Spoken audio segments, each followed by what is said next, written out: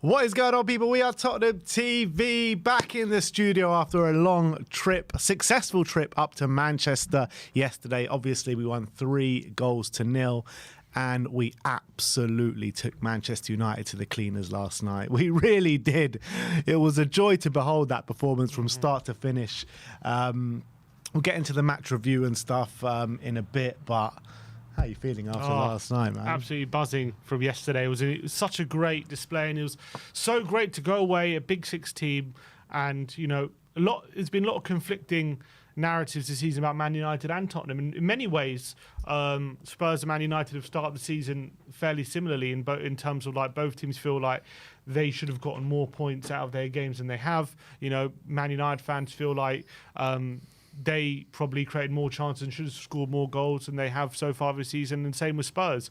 But as a Spurs fan, watching both teams start the season, I definitely felt as much as Man United have missed chances, we control games better, and I think we're the better team. And it was really great to see that being justified yesterday, and how we just completely tore them to shreds. And we'll talk about all the incidents and how the red card changed the game and all that kind of stuff. But at the end of the day, we should have been 2 or 3-0 up before that red card, and we should have been out of sight. And it was just so great that we went there with a sense of authority that we're the better team and we're going to show it, and we absolutely did yesterday. Absolutely.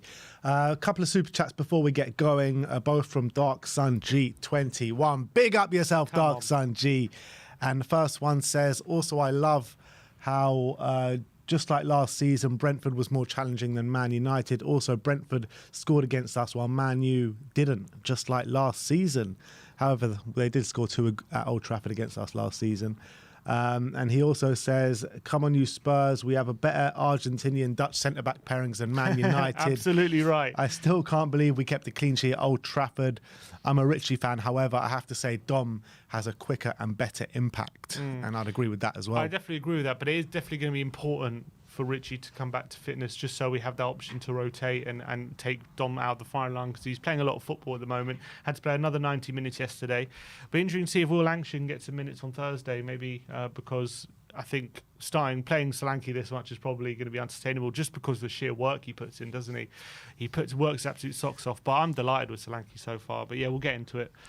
Yeah, it does feel like by 70, 75, 80 minutes every game, he's just completely knackered and out on his feet, and that just shows to the work rate that he's doing. But he's still not full fitness, he's saying, because he's come back from an injury, and he said, and he also didn't have, with Spurs anyway, much of a pre-season. We saw last year that, for a lot of players, it was a very different way of working under Ange Postecoglou, very intense, and we saw how many injuries that we got last year because players were changing the way they were playing and training.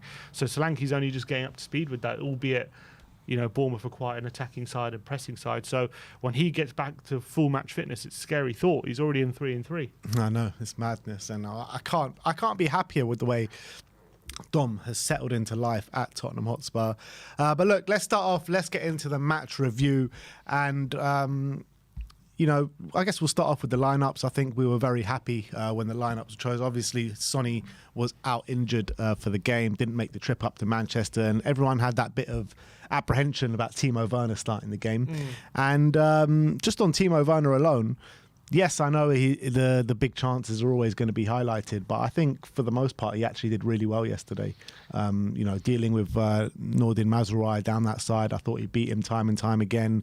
I felt like he was getting himself in really good positions, but it was just a Timo. Once he gets in those positions, it was just classic Timo. Yeah, I think he did a really good job for the team. Again, he showed what he can bring to the team in terms of he can hold the width. When he gets in one-on-one situations, he can actually when he's in confident mood, he can take on his man, like he did yesterday, like he did Mazraoui, and he's actually a real big threat in behind, which is really important, especially in the way we play when there's transitions on.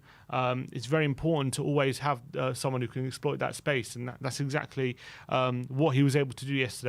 Unfortunately, the finishing touches clearly are still not there, and that's something that has plagued his time in England, I think it's fair to say. So you just feel like maybe if he can just slot 1-1-1 and get that confidence back, he might all of a sudden be finishing like he was at Leipzig. But unfortunately, we just haven't seen that at Spurs, and we haven't seen it since he's been in the Premier League with Chelsea as well. He's always been a very poor finisher. So it's very frustrating when he gets in those situations, and it's a very weak finish, and the two finishes he had just didn't put enough power on them. But I don't know. Look, if he can perform like that and keep getting in those positions, then you just get the feeling that maybe if he can put one in, all of a sudden it might start to work for him. Who knows?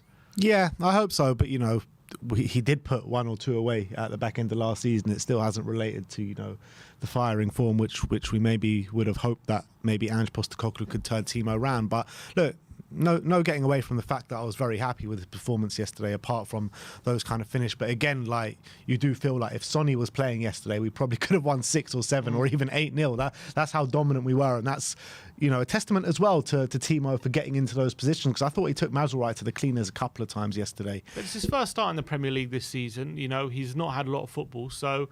Look, let's. I think people need to get off his back a bit. Let's just get back. Yeah, I agree with that. And let's just, because we're going to need him this season. That's the reality. Wherever people want to say, oh, this and that, we don't want to see him play, we're going to need him. He's going to be playing. So let's hope if he can put more performances in like this and actually, make more of the chances he gets, maybe we can actually be useful. And that was literally the only slight negative coming out of the game yesterday, is that Timo didn't put away his chances. I think everything else, even Timo's performance on a whole, I thought was absolutely brilliant. Starting off with 4 minutes in, you could just see from the off, the pressing from Spurs was absolutely on point.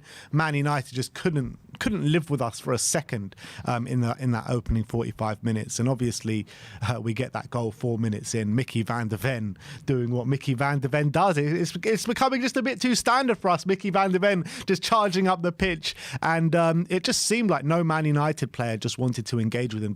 None of them could get close to him. He burst past 3 players, burst past another player in the box. I thought he went a bit too wide, and then he finds the most perfect ball to Brennan Johnson at the back post. And obviously Brennan is always taking up really good positions in those kind of areas, so he put it away into the empty net. And I mean, I can just wax lyrical about this Micky van de Ven assist all day long. Go back to that first screenshot. This is like where he picks the ball up. Look how far inside his own half he is. This is where he gets the ball. Obviously, Rashford comes over, and Van de Ven just does the classic Van de Ven mop up, which he does about 4 or 5 times a game. But he picks up the ball in this position, and obviously he then, if you go to the next screenshot, he drives into the space. I think if you take a snapshot here, he looks at that situation, and just look at that big bit of space in between the fullback and the centre back. I don't think any centre back looks at that space and goes, I'm just going to go drive through the heart. I don't think any centre back in the league is capable of doing that, except for the centre back that we have in Van de Ven. And the only player maybe who should have probably come over is you look at Ugarte there, because you got Mazraoui's got Werner, you've got I think it's De Ligt. Is it De Ligt or Martinez in the centre? He's got Solanke in the middle. So none of them can really go to him. It's really on Ugarte to come over to Micky van de Ven. Van de Ven looks at that space, and because everyone's marked, he's like, you know what? I've got the space to just drive right through the heart of that space right there. There's a big chunk of space there. The only worry is, could Ugarte come over and catch him? If you go to the next screenshot, you can just see Ugarte comes over to him, but he just can't get near him. He's got way too much space. He's got way too much pace, Micky van de Ven. Ugarte just doesn't have the pace to catch up with him. But even more impressive is here. If you look at the next screenshot, you look at this. This is not an easy ball to Brennan Johnson. He's stretching. He's getting to the byline. He's got to put it on a plate for Brennan just to tap it home. And it's just a wonderful ball right across the face of goal. How he finds Brennan from this position like a seasoned winger, getting from to the byline, cutting it to that back post. It's just a beautiful ball. And bam, Brennan Johnson, who was already smiling before the ball even went back into the back of the net, puts it away. So it's just an astonishing run from Micky van de Ven. I think any player in the Premier League, let alone a centre-back, would have been proud of that assist and would have been delighted with that contribution. And the fact we've got a centre-back who's got the ability to run from deep like that and do it is really incredible. And it's just another weapon in our armoury we can use, isn't it? And as people are saying here, Marcelo, big up to Marcelo. I'm not sure. Long time no see. I hope it's him. Is it the OG Marcelo? But he says Micky van der Speed. That's Marcelo. That's got to be Marcelo, surely. That's got to be him. And Cantab says Micky van der Bale as well. I mean, I just can't believe like how elite Micky van de Ven actually is, and he's still so young as well. He's only going to improve. Like, that's the scary thing about it, how good he is right now. And I say it every single weekend, I seem to say this, right? That no matter what kind of situation the opposition find themselves in when they're bearing down in our half with our high line, when you see Micky van de Ven running towards the ball, you just have no doubt in your mind that Mickey's going to get there first. No doubt in your mind. And that happened a couple of times yesterday. Yeah, it happens every game. He's just, when he goes into a full sprint, when he puts the afterburners on, it's game over. Because as soon as he feels like he can get the ball and he puts on that pace, he knows he's getting it. That's it. Because no one can keep up with him. No one has the pace that Van de Ven does. And to have a player like that playing a centre back, and not only that, but he's big, he's tall, he's strong, he's technically proficient as well. You saw, as I said, when he got to the byline, what a brilliant ball on his left foot across the face of goal. It's a stunning ball as well. And we saw last season with some of the goals he scored that he's got a great technique and great ability with that left foot. So he's just the complete centre back when he's on form. The only question mark is can we keep his hamstrings from fatigue and all that kind of stuff, because we saw how it affected him last season. He got that big injury in the Chelsea game. But if we can keep him fit, I mean, there's no stopping him. There really isn't. I guess the one kind of slight weakness in his game people are talking about is his ability in the air, especially for such a big guy. But I feel like he's battering down those critics this season as well. I think he's been really strong in the air this season. You look at the Arsenal game in the first half, I don't think he lost one header to Kai Havertz, and he's a notoriously good player in the air. So yeah, I can't think of a weakness that Micky van de Ven has. I think he's an absolute elite centre-back. And Brennan Johnson as well, 4 goals in his last 4 games after all the criticism that he's come under, all the abuse he's taken on social media. Since coming off Instagram, he's performing like prime R9 at the moment, isn't he? Yeah, he's really, really confident. And you saw first of all, he got a goal which comes from the tactical kind of set up from Ange Postecoglou, in the sense that he always wants his wingers at the back post, arriving late, getting those tap-ins. It's something Raheem Sterling was really, really great at Man City. Brennan Johnson showed a ability to do that last season. I think like you got 4 or 5 goals from that position as well, just arriving late. And because he's got so much pace, it's hard to stop him getting there first. And once Van de Ven put the ball across, you just knew Brennan was going to be there at the back post, and it's great tapping in. He just looked so confident yesterday. The chance where he hit the post, he didn't think too much about it, just got out with his feet and bam, across the face of goal. He put in some really good crosses as well, which one of them really nearly found Timo Werner at the back post, and there was some really great defending from Mazraoui to stop Werner getting a tap in. He had the assist for Decky's goal as well from a good run down the right. Yes, it got a bit of a deflection off the lift, but it was good positive play again from Brennan, and he just looks so confident at the moment. He looks like he's coming into his own, and he's really hit a really good patch of form, and I'm so happy for him, because I think he's not even just the social media thing. I think the whole of last season, people questioning him, people saying he's rubbish, he's average, all this kind of stuff. And this is a guy who, whatever you want to think of him, I don't think he's the best winger in the world. I don't. But what I've always said about him, he's an effective player. He's got pace. He's got an ability in that position. He can do what Ange needs him to do. He doesn't have to be the best winger in the world to be able to just listen to what Ange requires of him and be able to execute it. And he's showing in the last few weeks he's absolutely capable of doing that. And he's showing what he can bring to the team. And he's a very, very valuable member. He's becoming a very, very valuable member of that front three now, the way he's been playing. So really happy for him. The thing is about Brennan Johnson, he is playing with a smile on his face at the moment. You can see he's enjoying every single second on that football pitch, where, probably could say, particularly in the Coventry game, you could see, he was very down, and you can see the confidence reaping through him at the moment. He's getting in the right positions. He's always an option. He's taking on his man. He's showing pure confidence, being able to take off shots to a really high standard. That shot that hit the post, very similar chance to the goals that he has scored over the previous week against Brentford. And against Coventry. So you're looking at a man playing with pure confidence. And one criticism I've always had about Brennan Johnson is that he can get the goal contributions, he can make an impact, but when he's not doing those goal contributions, is he causing a threat and is he making an impact in the game? Well, I think he's definitely doing that now. And you can see yesterday, particularly in the first half, how many times was he making a real impact and scaring the life out of that Manchester United back four. So I've got nothing but praise for Brennan Johnson, and I was one of his, I wouldn't say harshest critics. I never sent him abuse, so I couldn't have been that harsh on him, but I definitely was criticising how much of an impact he's making this Tottenham team. And right now, I couldn't be happier with what he's producing right now. So, and he's also, on that point, he seems to be protecting the ball a lot better.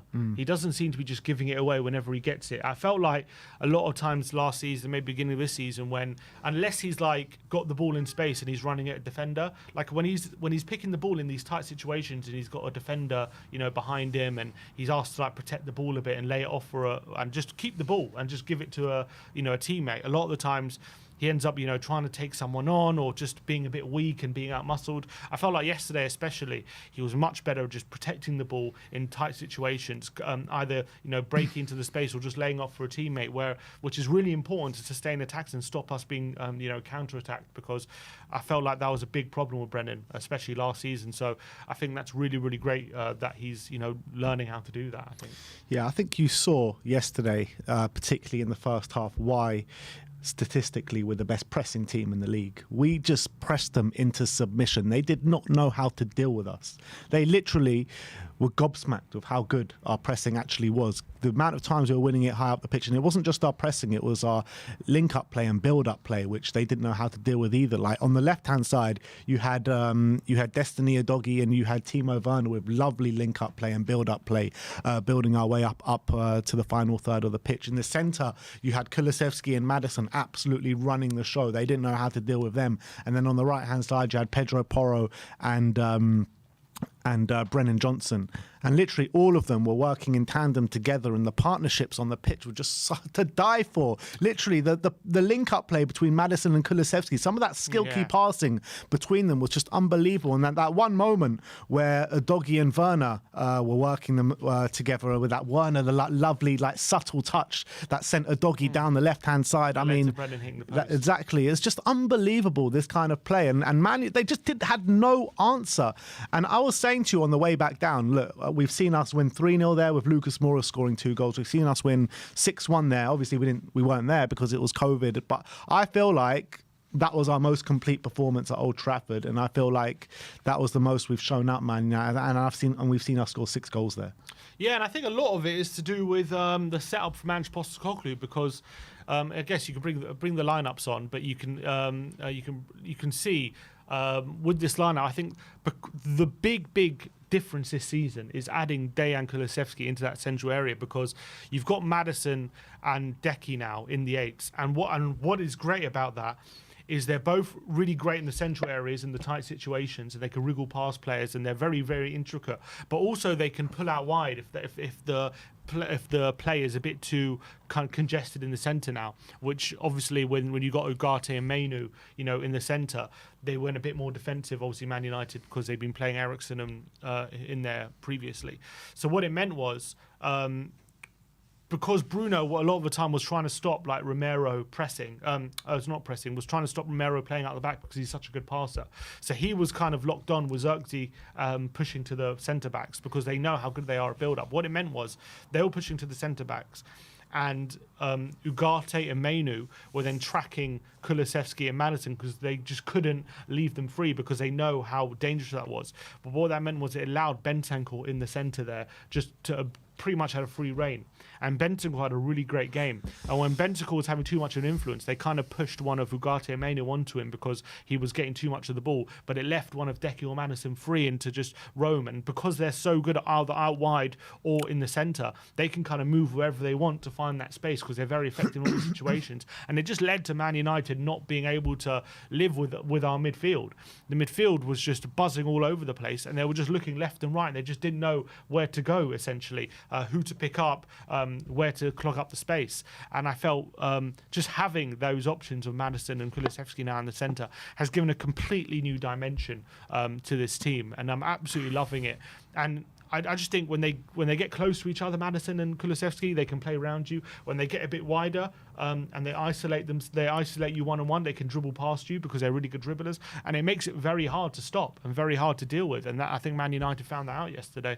Just look how dominant we actually were in the first half. If you look at these stats, this is literally just the first half stats. 1.99 XG for Spurs in 45 minutes of football. They had 0.35. 63% possession to Spurs. 3 big chances, 12 shots. 2 corners, 331 passes to their 195. And bear in mind, we're away from home at Old Trafford here, and we literally made it like our home ground yesterday. How are Man United only having 37% possession in the first half against us at Old Trafford, I think is mad. And in fact, they actually had more possession in the second half with 10 men, which is amazing. And you got, obviously they did go down to 10 men, but they in that first half, it was only the 42nd minute, I think he got sent off. So those first half stats are pretty much 11 versus 11. Yeah. And, we absolutely dominated them, and we should have been more than a goal up in that first half. We had 9 shots inside the box in the first half. Yeah. We created great 9 chances. shots. That the only thing at half time we were saying is that we haven't put away our chances, and it was only 1-0. And you know what happens at 1-0? The longer it goes 1-0, the more dangerous it gets. But from a purely performance level, it was just a joy to behold, and I haven't seen us that good away from home in a long time. And what I loved about it is we had just so many different methods of attack. Obviously, the goal came from Van de Ven running from deep. That was one method. We had a quick transition with build-up between Werner and Udogie, which found Kulusevski to Brennan, who hit the post. That was like another method. We had dangerous moments from crosses as well.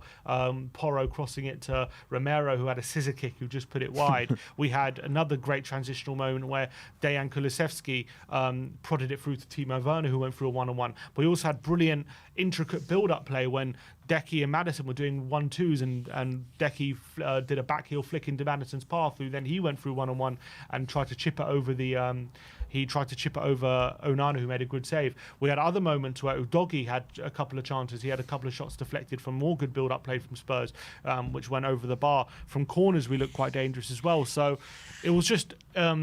any way they looked, Man United, like there was a different kind of method Spurs were trying to attack them, and we're getting joy out of it. And that just goes to show the variation I think Ange is trying to bring to our play this season, which maybe last season people were criticising. Yeah, I'm not going to lie, Man United were definitely willing participants in this game. They were absolutely shocking.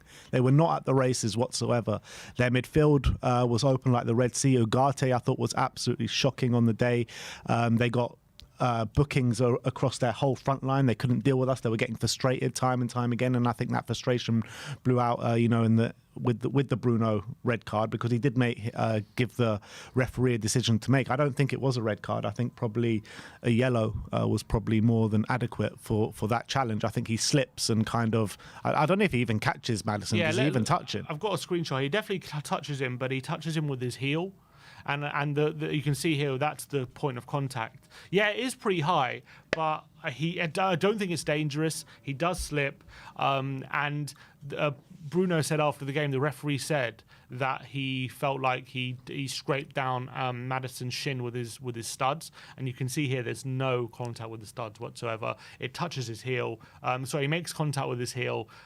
It's a yellow card only because Maddison's on a breakaway and it's a cynical challenge, but it's not a red. I actually think it should have been overturned from VAR, and I think if Man United appeal that, I do think it will be overturned because it's not a red. I think it's a really bad decision from the referee, actually. Let's get it right though. Like, anyone wants to complain about red cards and it changing the course of the game. This did not change the course of the game whatsoever at all.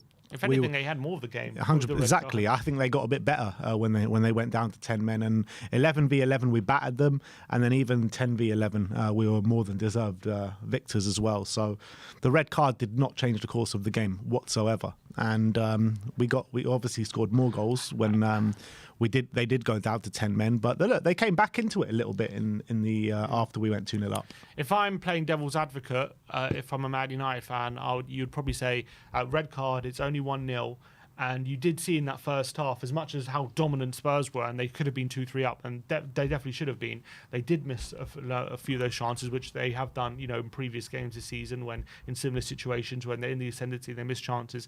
And Man United you could argue, they showed a bit of threat. Xerxes had that chance with Vicario, had to make a one-handed save. Garnacho has that volley at the back post, which smacks the post as well. So they had a bit of threat, and if they continue creating those kind of chances, and Tottenham keep missing chances, with 11v11, maybe it could, Man United could have got back in the game. They could have maybe made a comeback, and that red card pretty much killed any opportunity of that happening. So if you're a Man United fan, that would be your method of argument. But I would just argue that we should have been 2 or 3 up before that goal anyway, and what's it called? We were the ones creating all the great chances. We were dominating the game, and I think it was unlikely Man United would have come back into it. But I guess if it's 11v11 and it's still 1-0, you never know. I guess is the argument. So yeah, you do never know. But on the balance of play, Man United deserve absolutely zilch, from that first half, and they were lucky to go in at 1-0. They really were very lucky to go in 1-0. If it's 3-0 to Spurs at half time, like nobody's thinking otherwise. You know what I mean? Yeah, deserved. It was fully deserved. Fully deserved. We absolutely smashed them and took them to the cleaners in that first half, and it was a joy to behold. It really was. And it left me thinking after the game, like Liverpool top of the league on 15 points. Yeah. If we would have got the results that we deserve this season with the win at Newcastle and the win at Leicester, we'd be on the same points as them, sitting right there at the top. And there's been a lot of complaints about Ange and the way we play our football, and is he the right manager to take us forward? I've been consistent in saying this, and I've been saying that Spurs have been playing well throughout the whole season. We just haven't been clinical enough. And even in the games where we've won against Brentford and Man United, we could have been more clinical. You are seeing us grow with our cutting edge and our clinical nature. It's definitely growing as the season's progressing, but we've been playing well all season. Literally, probably our worst performance of the season was the Arsenal game. And even we dominated possession. It was just a case of we struggled to break them down. Which we lost narrowly against, a very good defensive side. And also, that was our worst performance of the season, but we didn't deserve to lose. No, exactly. I 100% agree. So we've been playing very well this season. It's just that in some of the games, our performance, we haven't got the results that our performances have deserved. So I said to you after Brentford, do you feel like we're turning a corner? After that game, I feel like we are turning a corner. Maybe we have turned the corner. Yeah, and I hope that we continue on this trajectory, because we're brilliant to watch. I think what's great is the eye test would tell you that we've been playing well this season. I think the stats back up the eye test as well. You can see we're top of the metrics. I think we're now created the most XG in the whole league. We're now second for goals conceded in the league as well. So the metrics back up what we're seeing on the pitch, and unfortunately the results just weren't quite there in the first 4 games. But I think you can see that we've just stuck by it. We haven't lost belief. And I think at the moment what we're seeing is the results finally catching up to the performances. And look, it's only 2 in the Premier League, 2 wins in a row. So don't want to go too overboard. But those 2 games, we've absolutely battered the opposition. We've absolutely won at a canter and deservedly won convincingly. And we've always, we've been saying all season that these results have just been waiting to come. And unfortunately, we've just been a bit unlucky, and it hasn't gone our way. And now it seems as though we're getting ahead in games. We're putting teams to bed. And this is exactly what we've been saying all season, that these results were just waiting to come, and now we're seeing them. So it's really, really great. Second half as well. I know it was a bit of a scary moment, Udogie going off at half time, and it looked like I told you after like 25 minutes Udogie's going to go off at half time. They're not going to risk him for the whole game. And Spence came on, who did quite well, but we didn't allow our standards to drop. In fact, 3 minutes into the second half, we put the game to bed. That's exactly what the doctor ordered in that second half, because you don't want to allow Man United to stay in the game. Even with 10 men, they get a bit of luck or something. If it stays at 1-0, they can still get back in the game. They got enough quality on the pitch to find a bit of moment of quality or a bit of luck. And that second goal, once that went in, you just felt like that's a wrap pretty much. They weren't getting back in that game. Party mode. Brennan Johnson, brilliant work down that right-hand side. Brilliant work from Solanke, but you see the goal. Solanke as well. What a header, just to get it into 100%. Johnson's path. half. Brilliant from 100%. him. And that finish from Decky, what a finish. Like a karate kick in that looped over Onana. Wasn't Unbelievable. Because it's an awkward height, isn't it? Yeah. He has to jump up, and he has to flick it past Onana from a... obviously, it wasn't the most difficult angle, but it's a kind of awkward finish for, situation for Decky to get that finish off. And he kind of improvised really quickly, jumped up, got that little flick, and it's a lovely finish right into the corner. And obviously, it was brilliant reward for what was an outstanding display from him. I can't fault in anything in Decky's performance yesterday. I think it was like the perfect performance, literally. I think it's probably his best. No, it's definitely his best performance in a Spurs shirt. Yeah. Can you remember? And he's had some good ones, right, for Spurs. When he first came here, that run under Conte, obviously he was going on a really good run then, and then he's been a bit inconsistent since then. But this season, he's found that consistency back. He's playing in the position that he wants to play in, through the centre of the park. He's so hard to deal with. He's so physical. You can't get the ball off him. His link-up play with the rest of his teammates is to die for. And we just need him to start finding those finishing touches and start adding those goal contributions, and he did that yesterday. Yeah, I thought he was sensational. He was just... every facet of his game, he was absolutely amazing yesterday, Kulusevski. You know how well he presses because he's such a physical specimen, and he runs all day and all night because he's got unbelievable stamina. But I think what's great is when he receives the ball, because he's quite two-footed and he's quite strong and he's good at dribbling, he likes taking people on, and he's obviously had that time as a winger, so he's been used to taking people on.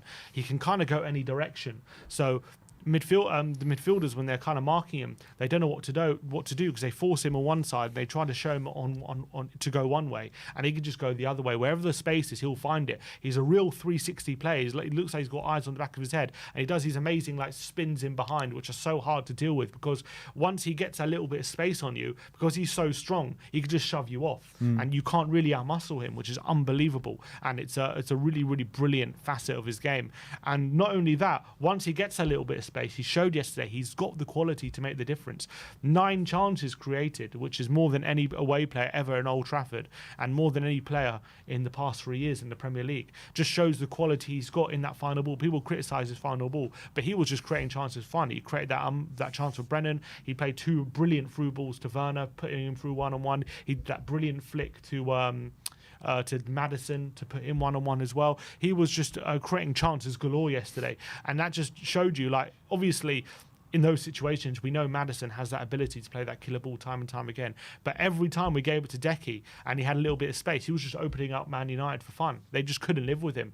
Whether they got close to him, that he could just spin off them. Whether they stood off him, he could open them up with a pass. If they had the ball, he could tackle them with his pressing. It was just an all-round, unbelievably complete performance. The only downside is, I actually don't think he got an assist yesterday, did he? Because no. they kept missing the chances. Yeah. He should have really had at least like 3 assists with the chances he created. Created 3 big chances yesterday. That was the only downside. So he was absolutely incredible, Dejan Kulusevski. I think that's one of the best, not only his best performance I've seen in a Spurs shirt, that's probably one of the best midfield performances I've seen in the league this season from anyone. It's absolutely incredible. And if he carries on this trajectory, he's going to become one of the best midfielders in the league, because he's literally unstoppable in this kind of mood. It's really, really something special to see. And the link up with Maddison, they're really creating that synergy. They've got that little, almost telepathic, they're building this sort of like telepathic relationship now with their 1-2s and when they're getting close to each other. But what I love about it as well is that not only do they have that, but off the ball they've got that tenacity to make sure they're surrounding the opposition, they're getting that pressing, making sure they're not making life easy for them. Because you would have thought, like, in those kind of players, you know, we saw it like when like Wenger had like a lot of technical players, but off the ball they were quite easy to play against, so you could play around them because they just didn't have that tenacity and aggression. But Maddison and Kulusevski really have that, and which is something that I really, really like. And that trio with Bentancur there is really developing a really good partnership there. Yeah, absolutely. I mean, Bentancur just like was so calm and measured on the ball yesterday, wasn't he? He was just like calmness personified is Rodrigo Bentancur, and I feel like you're really seeing him get back to the best that we've seen from him. So unbelievable. Decky and Maddison, like you say, the link up between them and their relationship on the pitch is building game by game, and you're seeing Spurs really perform out of their skins, and they're starting to get those goals, and they're starting to win games consistently. We've got big games coming up, Brighton away, and if we go and beat Brighton away before this international break, surely opposition fans and rival fans are going to start talking about Spurs in a much more positive light, because I think there's been a lot of lazy journalism on Spurs this season, a lot. And everyone's been saying, even journalists, rival fans are saying, not even watching the games and just looking at the results and saying, oh, is Ange Postecoglou going to last at Spurs? Is he a good manager? Is he too naive for the Premier League? Gone by Christmas somehow. You know what I mean? All that kind of stuff is just complete garbage. And if you actually watched the games and saw how we took Newcastle to the cleaners, just didn't take our chances, saw that we could have scored 3 or 4 goals in the first half against Leicester and probably should have put that game to bed, saw that we dominated the possession against Arsenal. Yeah, maybe they let us have the possession and asked us to break them down, which, yeah, fair enough, we couldn't. But that's the only game which I can look at and talk about. We didn't create a bucket load of chances against the best defence in the league. Against the best defence in the league, so which, by the way, we've conceded the same amount of goals as them this season against a team that everyone says, oh, we're so open, we concede so many chances a game. Is it possible for a team is it sustainable for a team to go on like this and be so open at the back? And I've asked that question throughout the season. But we're sitting here 6 games in. I know it's not a big sample size, but we're sitting here 6 games in and we've conceded the same amount of goals against the best, what we're led to believe, the best defence that world football has ever seen. Yeah, exactly. So, and I think Ange makes a good point when he said in his press conference, in this game, in previous games this season, I think we have maybe kind of dwelled on missed chances a bit too much, because there's a feeling like at the beginning of the season, we miss a few chances, we concede a goal, and all of a sudden there's like a big panic, and all of a sudden there's like we start rushing our attacks, and every time we miss a chance, it's like we start rushing the next chance because we feel like we keep missing chances and we're gonna get punished. But yesterday we just had a bit of calmness about us. Like we didn't dwell on those missed chances. If we missed a chance, it's all right, we'll create another one. And that's how it's got to be. Because if you start dwelling on those missed chances and let it get in your head and let it affect you, that all of a sudden it's going to affect how you finish, and it's going to make you rush those finishes, and it's going to make you not have that composure in front of goal, and it's going to lead to more missed chances, and it's a self-fulfilling prophecy in a way. You start rushing things and you start having too much eagerness and too much urgency because you feel like, oh, we've missed all these chances, are we going to get more? But yesterday it just felt like, if we missed a chance, all right, we'll get the ball back. We'll just create another one. We'll just open them up again, and we'll get the goal somehow. And that's exactly what the mentality we need, especially the way Ange likes to play. Because we are quite open. We take a lot of risk. You can't be dwelling on those missed chances, because the way we're set up is the aim of the game for us is to create as many chances as possible. So if you start dwelling on missed chances, then that's only going to affect the future chances you might get. So I think we maybe yesterday started showing that we're not going to start dwelling on those situations anymore. I hope so, anyway. But yeah, let's talk about, obviously we did get 3-0, Dom Solanke with the 3rd goal as well. What a brilliant performance from Big Dom as well. If I want to show again, it looks like a simple goal, doesn't it, from Dom Solanke? He gets on the end of a corner, which Bergvall swings in, and what a delivery, by the way. Brilliant delivery. Sarr heads it on. But this is the situation. This is the a snapshot of when Sarr gets a header.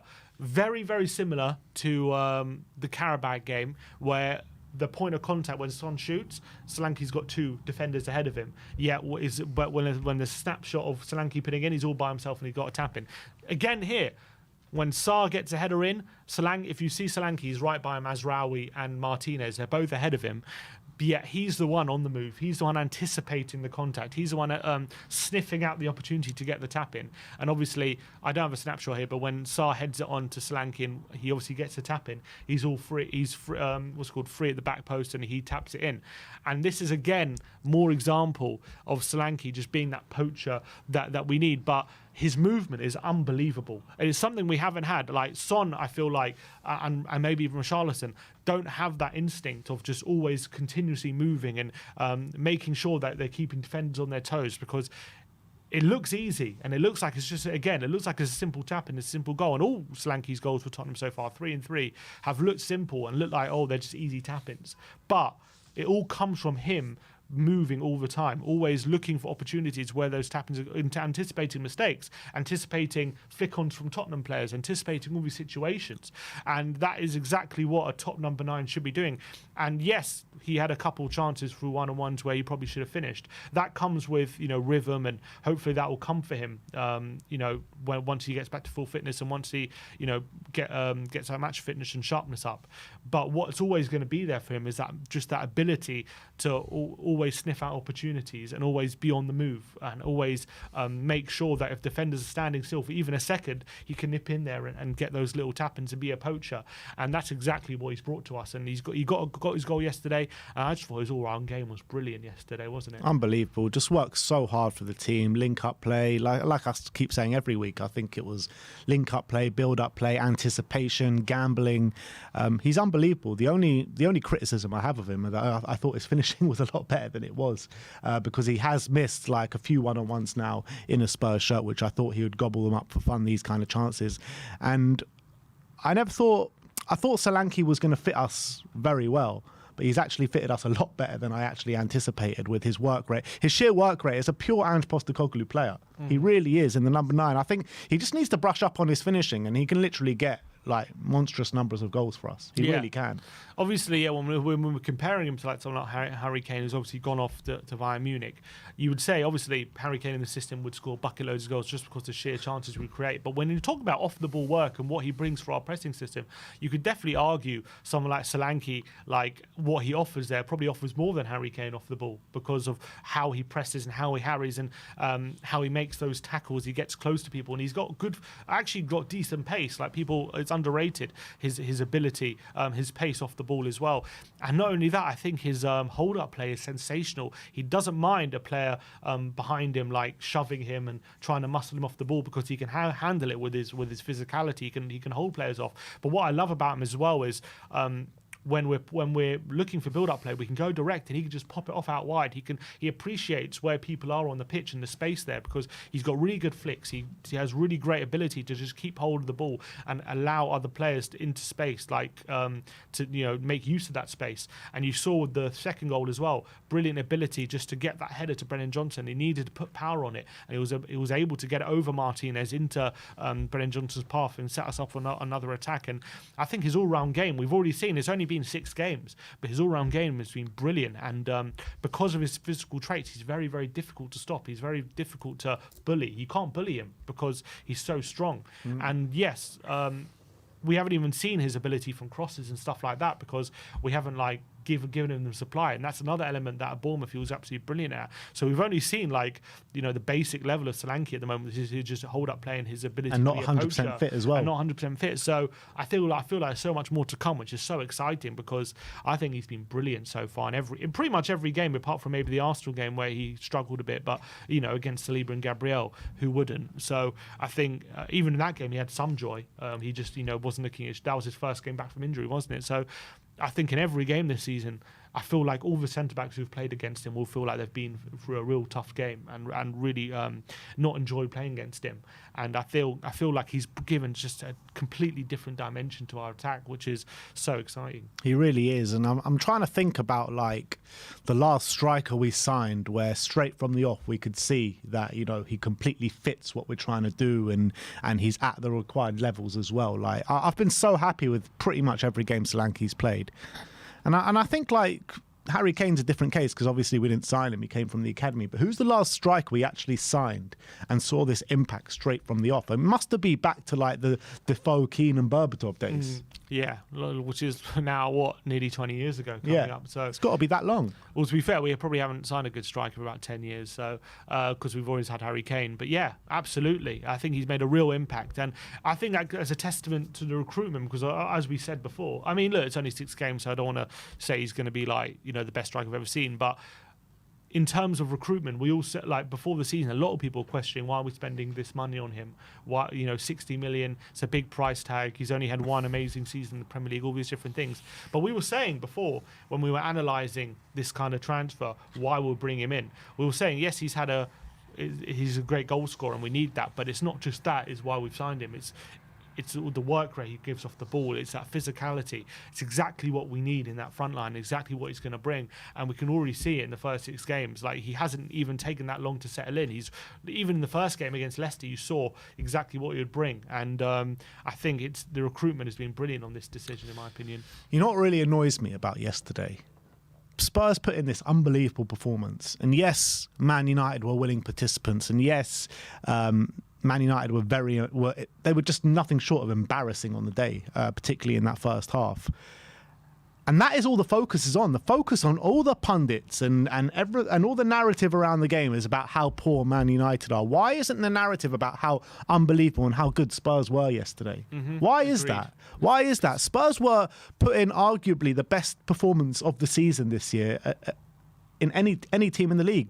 Better than any performance Man City have put in that I can remember. Better than any performance Arsenal have put in. Definitely Arsenal. Arsenal have hardly attacked this season.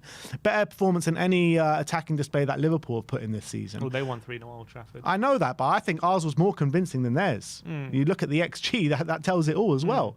You know, no one's created that much XG, I think, this season. Maybe Arsenal against Leicester yesterday. Well, who created more XG, Spurs or Arsenal over the weekend? But it was probably quite close. Either way, just about, actually. Either way, Spurs were unbelievable yesterday, whether Man United were willing participants or not. The performance was absolutely to die for. So I think that these pundits need to take a long look at themselves. Instead of focusing on the negativity from Manchester United, focus on the brilliance, what Tottenham performed on that football pitch yesterday. Yeah, because they're acting like it was just like a fluke or something, or like we just turned up on a day Man United play badly. But at the end of the day, we've been playing like this consistently throughout the season, and I think we haven't got the credit we deserve because some of the results haven't gone our way. But if any people watch, or pundits or analysts who are watching the games we've been playing, they would be able to tell that actually Tottenham have been controlling games really well, and we have been dominating games, and we just haven't got the finishing touches, and we haven't quite killed off games when we should have. And yet all of a sudden we go to Old Trafford and win. It's almost like this big surprise and like, wow, we've never seen this from Tottenham before. But actually we've been playing like this all season, and you've just been looking at the results and haven't been looking at the context of the games. And if you had, you'd be able to tell that we've actually been deserving of a lot more results like this season than we've gotten. So on that context, we should be getting a lot more credit for absolutely taking Man United to the cleaners in this game, rather than all the analysis on just how bad Man United are and they allowed Tottenham to do this and that, because Tottenham have been doing this to everyone pretty much this season, and we're just been a bit unlucky with some of the finishing. So, I'm watching Match of the Day. They spend pretty much 90% of the analysis on Man United, then a little bit of Tottenham at the end. Sky Sports analysis, pretty much the whole thing was Man United. I don't know, they might touch on Tottenham at the end. I've switched it off before then. But it's just very frustrating. Gary Neville, he does his podcast, he pretty much just talks about United the whole. And I get it, every 5 minutes he's like, I'll get onto Tottenham in a minute because they were brilliant. I'll get onto Tottenham. Then he never did. Like, barely touches on Tottenham. He just says, and just playing good football, and that's it. Move on. I just feel like I get it, because Man United are a bigger club and they command all the. If they talk about Man United, they'll probably get more views than talking about Tottenham. But I think Tottenham deserve a lot more praise in the media than Man United deserve criticism, because we've been really good actually this season, and people just haven't given us the credit. Did get the feeling a little bit like yesterday at Old Trafford, it was a kind of start to the end. I mean, we've maybe felt this a few times with Man United and Ten Hag, but it did feel like a team which is about to lose their manager. Yesterday. And you know what? Man United fans were coming into this confident. Man United fans thought they were going to win the game. They thought, Tottenham, the most perfect team to play right now with their high line, how open they are at the back. They fancied their chances yesterday. And that's why they're so at you. Look at every Man United podcaster, YouTuber, whatever you want. They are fuming. They are fuming, not only because they were shocking, but they thought they were going to win yesterday. Well, they thought they were the better team. They think they're the better team. They think they got the better players and all this stuff. And we showed them that we play the way we want. We play the way we do, or play the way we want to, because the big Ange Postecoglou. Because for a reason, it's not because we want to give chances to the opposition. The aim of our football isn't just to be really open and not care about teams even getting behind. We risk teams getting in behind so that we have the control that we do, and we have all these avenues of attack. And we saw yesterday, Man United tried to get in behind. They tried to find Rashford, they tried to find Garnacho, but they really struggled to find the opportunities to do so because of how we suffocated them, because of how we dominated the ball. And if we play like we do more often than not, that's going to be the more likely scenario rather than teams just continually breaking behind, which is, we were saying beginning of the season, yes, the goals we've conceded are frustrating, but how many chances did Leicester and Newcastle actually have? Very few. But they took them. They were clinical. But you see with Man United, if you're not as clinical as that, Man United missed a one or two chance yesterday, and that was all they had because we were just so dominant. And if Newcastle would have missed one chance, that was all they were going to get. So the thing is with these teams who come up against us, they better take the chances if they get them, because if they don't, they might not come again. Whereas with us, if we miss a chance, we know we got the ability to create more chances, so we're not so worried about that. So I think that's a big difference, and we're a lot braver than a team like Man United, who put an Ugarte in yesterday because they wanted to stifle us a bit more, and they just weren't able to do that because of how brave and how much risk we commit. And we do it for a reason, and teams have been laughing us off because all fans, because we're so open, all this kind of stuff. But there's a reason we do that, and it can pay off. Yeah, and it definitely is paying off at the moment, and you're seeing the team go on a massive upward trajectory at the moment. It really is, and we have to keep this run going. Big games coming ahead. If you're looking at our fixtures now, if you just bring it up, we got Europa League and then Brighton. We got Ferencvaros away, 5:45 early kickoff on Thursday, and then Brighton away in the Premier League on Sunday, and then we got an international break, and then you've got West Ham at home, AZ Alkmaar in the Europa League, Crystal Palace away, all before a hard run comes in with.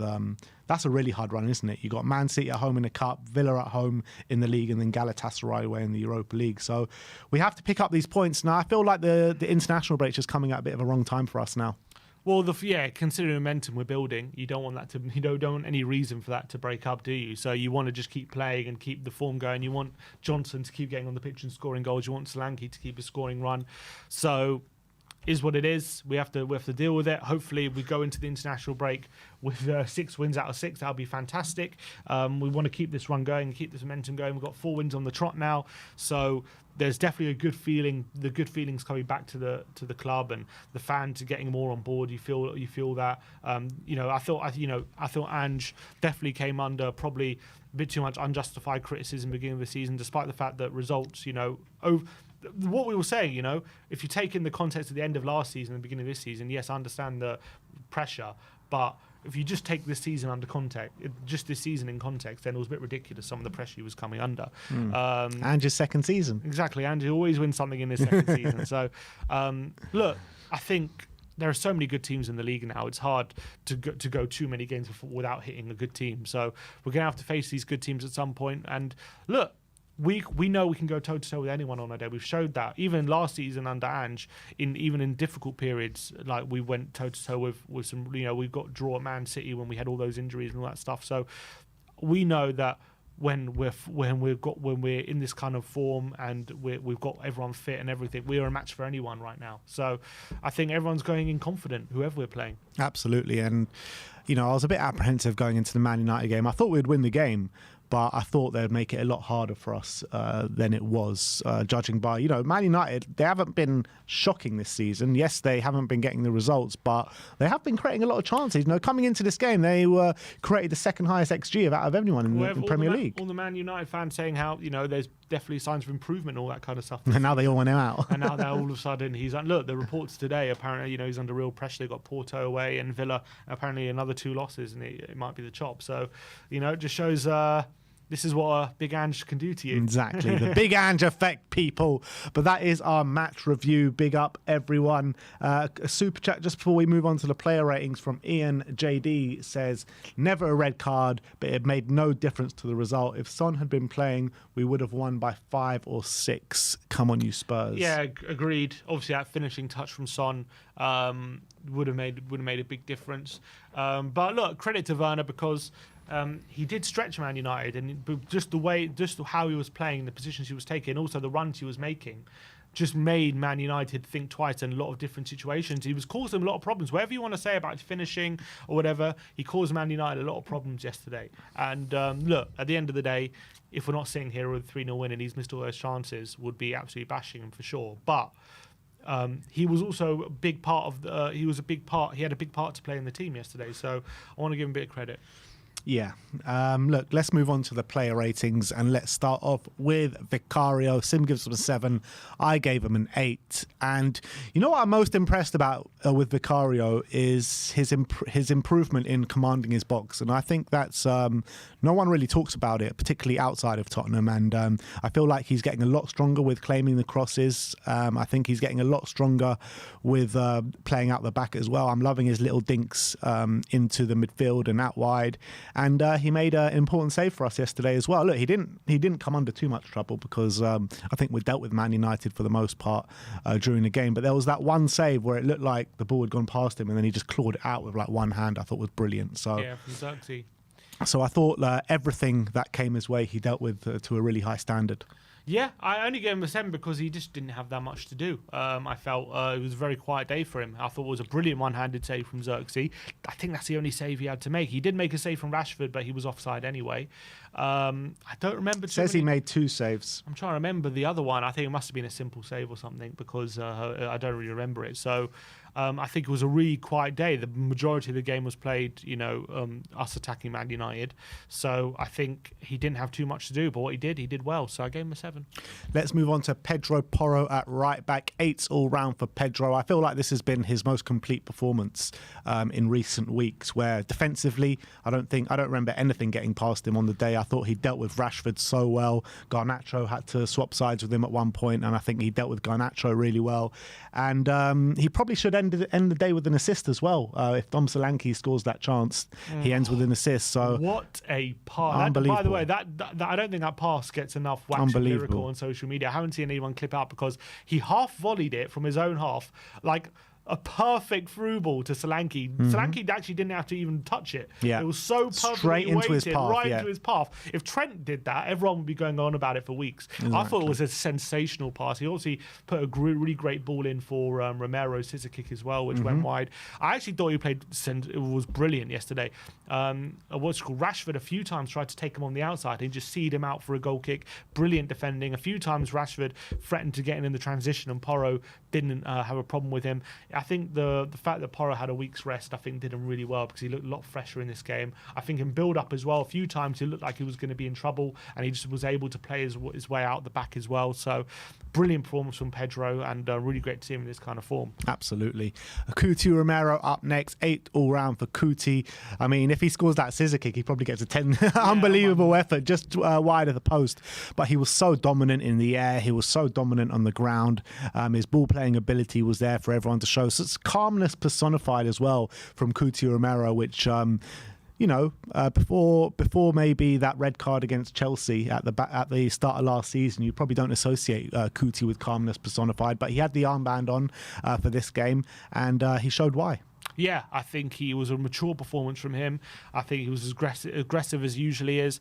The only reason I didn't give him a 9 is just because I thought, especially in the first the 30 minutes or so, there was a couple of times his passing passed under a bit of pressure, but thankfully we didn't get punished for it because of some poor play from Man United. But after that, couple of moments, I thought his passing was actually sensational. Played some brilliant passes into Bentenko and Kulusevski and really started some great attacks. I thought he just completely dominated Xerxes. Xerxes had pretty much nothing apart from that one chance he had in the first half. I thought Romero was so commanding and obviously had that scissor kick as well. And imagine him having the scissor kick and Van de Ven having that run, just those two centre-backs doing that kind of stuff. It's just so fun to watch. So he's such an exciting player and I thought he was brilliant on the day. I've actually never seen 2 centre-backs that are so influential in the attacking play. Yeah, you've got Saliba and Gabriel who knock them in from set pieces and stuff. That's not what I'm talking about. I'm talking about from general open play. Yeah. Have you ever seen 2 centre-backs that are just so involved in everything? Yeah, it's so brilliant. They love to get involved. They're so brilliant with their passing as well, and Van de Ven with his ball carrying. It's just really, really great to see. And let's move on to his partner now, and Micky van de Ven. 9s all round for Micky. That assist in the opening 4 minutes was just a joy to behold. The way he just zoomed past everyone. And then I thought he went a little bit too wide, but it was the most perfect ball to find Brennan Johnson at the back post. And after that, just nothing got past him throughout the whole day. A couple of times it looked like Man United could be in, but there comes Van de Ven steaming down like a steam train. And, when you see Micky van de Ven and he was like running towards us in that first half, and you're like, I get you get worried for that split second when you don't see him, and then you just see him. All right, don't worry, Matt Van de Ven's got it. It's all good. And he just fills you with so much confidence when you've got him playing at the back. You feel like it's a bit of a cheat code when playing a high line when you got Micky van de Ven there. And without Micky, I feel like we'll just concede so many more goals. Yeah, he's a phenomenon. He really is a phenomenon. I think if he can keep up this kind of consistency in his form, he's going to go down as one of the best centre-backs in the Premier League, because the pace he has, it's just so hard to get past and it's so hard to deal with. There was a few times where Garnacho looked like he was going to be in down the right-hand side. You just see Van de Ven absolutely coming down like a steam train and putting it out and just making sure that nothing comes of it. He's so great at mopping up play, but what I love about him is a lot of the time when he wins the ball back, he has the calmness and the quality as well. So just play his way out of trouble, play his way out the back, use his quality that he has with his left foot to find teammates, and he's really, really improving that aspect. And obviously, one of the best assists probably in Premier League history with that run from centre-back right through the heart of the Man United backline and midfield. And not only did he have the quality defensive positioning to win the ball back of Rashford, the pace to beat the whole Man United team essentially, but also the quality in his left foot to play a brilliant ball to Brennan Johnson, and just for a tap in, essentially Brennan really didn't have to do anything, just stay there and get a tap in at the back post. It's an astonishing assist. It's like the anti-Anvertonghen against Burnley assist, basically the complete opposite. But actually, Barnaby put a good point. It was a very reminiscent of Jan Vertonghen's assist at Old Trafford, a few years ago, or goal, towards an own goal. So honestly, the way he strode forward and put the ball in, it was actually Bale-esque. It reminded me of Bale when he's at full flight, to be honest, when he used to do that for Tottenham early in his career down the left-hand side. It was just astonishing. It literally incredible, absolutely incredible from Van de Ven. And I just thought all game, don't think he put a foot wrong. No, he didn't. And I don't understand why people are surprised. I mean, they saw him do close to the same thing against Everton earlier on, a few games ago. So this guy has got this, like, it's no bit of luck that what he did against Man United. It's not because Man United was so poor. Yeah, they could have dealt with it better, 100%, but he's got this in his locker. And this is something that we've got. When you got Van de Ven running a full flight, who can live with that? I think it's going to show very few teams. Looks like Vuskovic is rubbing off on him as well with his assist on the weekend. So that's even great. It's even better. Absolutely. If anyone hasn't seen that, please do go and check it out. Unbelievable. Luka Vuskovic is absolutely making waves in the Belgian league. But let's move on to Destiny Udogie. 8 all round for Destiny. Unfortunately, did have to go off at half time. Hopefully, it was just a precaution for Destiny, because again, I thought he was sensational when he was on the pitch. So dominant down that left-hand side. From an attacking perspective, he probably should have ended the first half with the goal. He was such a threat in their box. He was a lovely link-up play with Timo Werner at times. Lovely link-up play with pretty much everyone on the pitch, to be honest. He's a joy to behold when watching Destiny, when he's in this kind of form and mood. And I think the last few games, he's just been back to his definite best. And I felt from a defensive aspect, Garnacho could do nothing against him. Absolutely nothing. Yeah. I think this was Udogie at his best. It really was. I thought he was sensational. The spaces he picks up on the left-hand side is so difficult to track because he's a left-back inverting. When he's actually on his game and his touch is on it, and because he's so strong, he can shield the ball so well. He picks the ball up inside the penalty area, even though he's got defenders around him. He's not scared about that situation. He's got calmness to find a teammate. I think when he's inverting like he was yesterday, I think he's really a joy to watch, and he's got such amazing physicality that he can just burst past anyone. He can just shield, make sure he's shielding the ball off anyone as well. He's really good in tight spaces when he's in this kind of form, and I think he linked up really well with Timo Werner. They had a really good relationship yesterday with some of the link-up play they had. There was that one moment, obviously, where Udogie streamed down the left-hand side after a flick by Timo, but there was actually a few times Timo got on the left and just found that run from Udogie running into the penalty area, and it caused a havoc for Man United. So I thought Udogie was absolutely at his best yesterday. Shame he went off, but he said on Instagram he'll be okay, so let's hope he is. Yeah, absolutely. Let's move on to the midfielders, starting off with Rodrigo Bentancur. 8 all round for Rodrigo, and I think this is his best performance of the season by some way. I thought so calm, so measured on the ball. ball, and on top of that, he's got that physical edge as well, where he's putting in such important tackles, such important interceptions, and I think his on-the-ball ball-playing ability, I thought, was top-notch yesterday as well. So that's the exact performance we needed from someone in the six in this system, and it's just so great to see him get back to this kind of form after everything that he's been through with the injuries, the injury and then the injury again, coming back from an ACL, and you're definitely seeing Rodrigo Bentancur get back to his best now. Yeah, and you can just see he's able to move around the pitch a lot freer than he was. He can cover a lot more ground. But what I love about Bentancur recently is he's got that ability now to be a bit more press resistant, like he was, under Conte, and he's getting that ability back in his game, and that's actually making him a really good fit for the six at the moment. He can take the ball under pressure. He's turning. He's getting good passes forward as well. He's getting that calmness, that assuredness. He sets the tone, the pace of the game, it seems, a lot of the time. Like when he's like just passing it calmly, we can maintain possession, but then he's also got that ability to hit a quick transition, hit the ball quickly into Kulusevski, and all of a sudden quicken the game up as well. I love his pressing off the ball. He gets close to players. He makes sure that they're not able to turn, and he's getting tackles in. He's winning more duels as well. I think he's really, really getting back to his best, and I thought it was a really great performance again from him yesterday, so really, really good. Next up is Decky. Sim gives him a 9. I gave him a big fat 10. I feel like this is the best performance I've seen him in a Spurs shirt since coming in. He's had some top performances, by the way, in that time. Just pure chance creation was just ridiculous, absolutely ridiculous yesterday. 9 key passes, 3 big chances created, gets on the score sheet with a lovely finish as well. You're looking at that heat map as well. Unbelievable from Kulusevski. Not only that, but his link-up play with James Maddison. Some of that quick passing and moving was just a joy to behold and breathtaking to watch. And Dejan Kulusevski in this position is just performing out of his skin. And the one criticism I've had about Dejan Kulusevski probably since that initial period under Antonio Conte was consistency. And he's definitely showing that now at the start of this season. And his physical edge that he has on anyone in those positions is just incredible. And I just love watching him play at the moment. He's becoming unstoppable in this kind of position, in this form.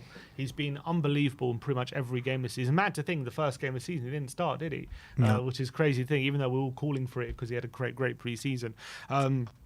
Maybe it's showing that what a mistake that was, because I remember you were panicking. You're like, where's Dejan Kulusevski going to fit in this team? If he doesn't start this game, when's he going to start? Well, we found the perfect position for him. I always said I think him next to Maddison is the best way to play him, and I think he's been absolutely phenomenal. And this was probably the best yet, because he was just incredible off the ball. He's so aggressive. Ugarte wasn't able to play out the back. They were just getting frustrated with his unbelievable pressing and winning the ball in the final third. But I just thought on the ball, it was just another level. Not only did he have the physicality, I think Ugarte just couldn't live with him. Every time he tried to close him down, he would flick it past him, it would go one way, it would go the other way. He would use his physicality just to shove him off. That moment in the second half where he played through the one-on-one, he bullied past one player, then Ugarte comes and has a nibble, and he just absolutely shoves him off. And then he plays an inch. And he's a physical player, Ugarte. And then he plays an inch-perfect through ball right into Werner's path, who obviously missed the chance. But he was just phenomenal in every facet of his game yesterday. Kulusevski was pretty much perfect. The only downside is he somehow didn't get an assist with the 9 chances he created, which is mad to think about. But his passing, his decision making was absolutely phenomenal. His quality was phenomenal. His physicality was phenomenal. Everything about him yesterday was absolutely top notch. And in this kind of form, he's going to take some stopping. And he's really found a home in this position in midfield now, because this was a real complete performance from him. It was absolutely phenomenal. And if he performs like this from now to the end of the season, I mean, it's going to take some stopping from him getting in that team of the year for the Premier League, honestly. A long way to go still then, but 100%. But tell me, Tim, what does he have to do to get a 10? I think if one of the players actually puts away one of his chances and gets a 10, it's not his fault. He got let down by his teammates. Next up, James Maddison. Sim gives him an 8. I gave him a 9. Again, I thought James Maddison, in the last few games, well, since the start of the season, I think you'll really start to see him grow into the season. His performances seem to be getting better and better, in my opinion, and his link-up play and the way he's forming that relationship on the pitch with Dejan Kulusevski, I think is unbelievable to see. And I love him in this little deeper role where he's got that tenacity to keep winning the ball back, to keep contesting for the duels, and he's got the quality in his build-up play as well. Yeah, I would like to see him maybe take a few more shots and be more of a goal threat. But I still thought it was an unbelievable display.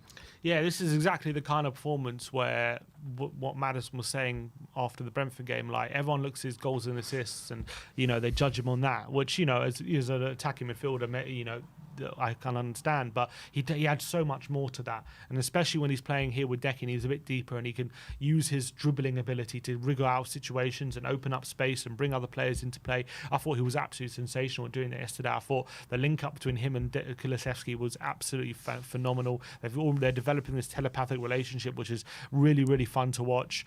He'll be a bit disappointed he had that chance, where he could have dinked it over Onana, and it was a really good save by him, and he could have finished that. But I thought his build-up play was sensational, and obviously they were getting so frustrated. Obviously Bruno hacked him down, and probably wasn't a red, but it was also a situation born out of Maddison just absolutely going past him, and they just did make a bit of a meal out of it, didn't he? He made a bit of a That's meal James Maddison, though. But it was a foul, and it probably was a yellow card, to be honest, and they just couldn't live with him in the build-up. Every time we gave the ball to him, he was just able to skip past him, and I think he relishes that. He relishes having someone to beat and having someone on him in those situations. So I think he's really coming into his own in the last 2 games for sure, even though I think he's been pretty good anyway this season, and this is Maddison at his best, so it's absolutely a joy to watch.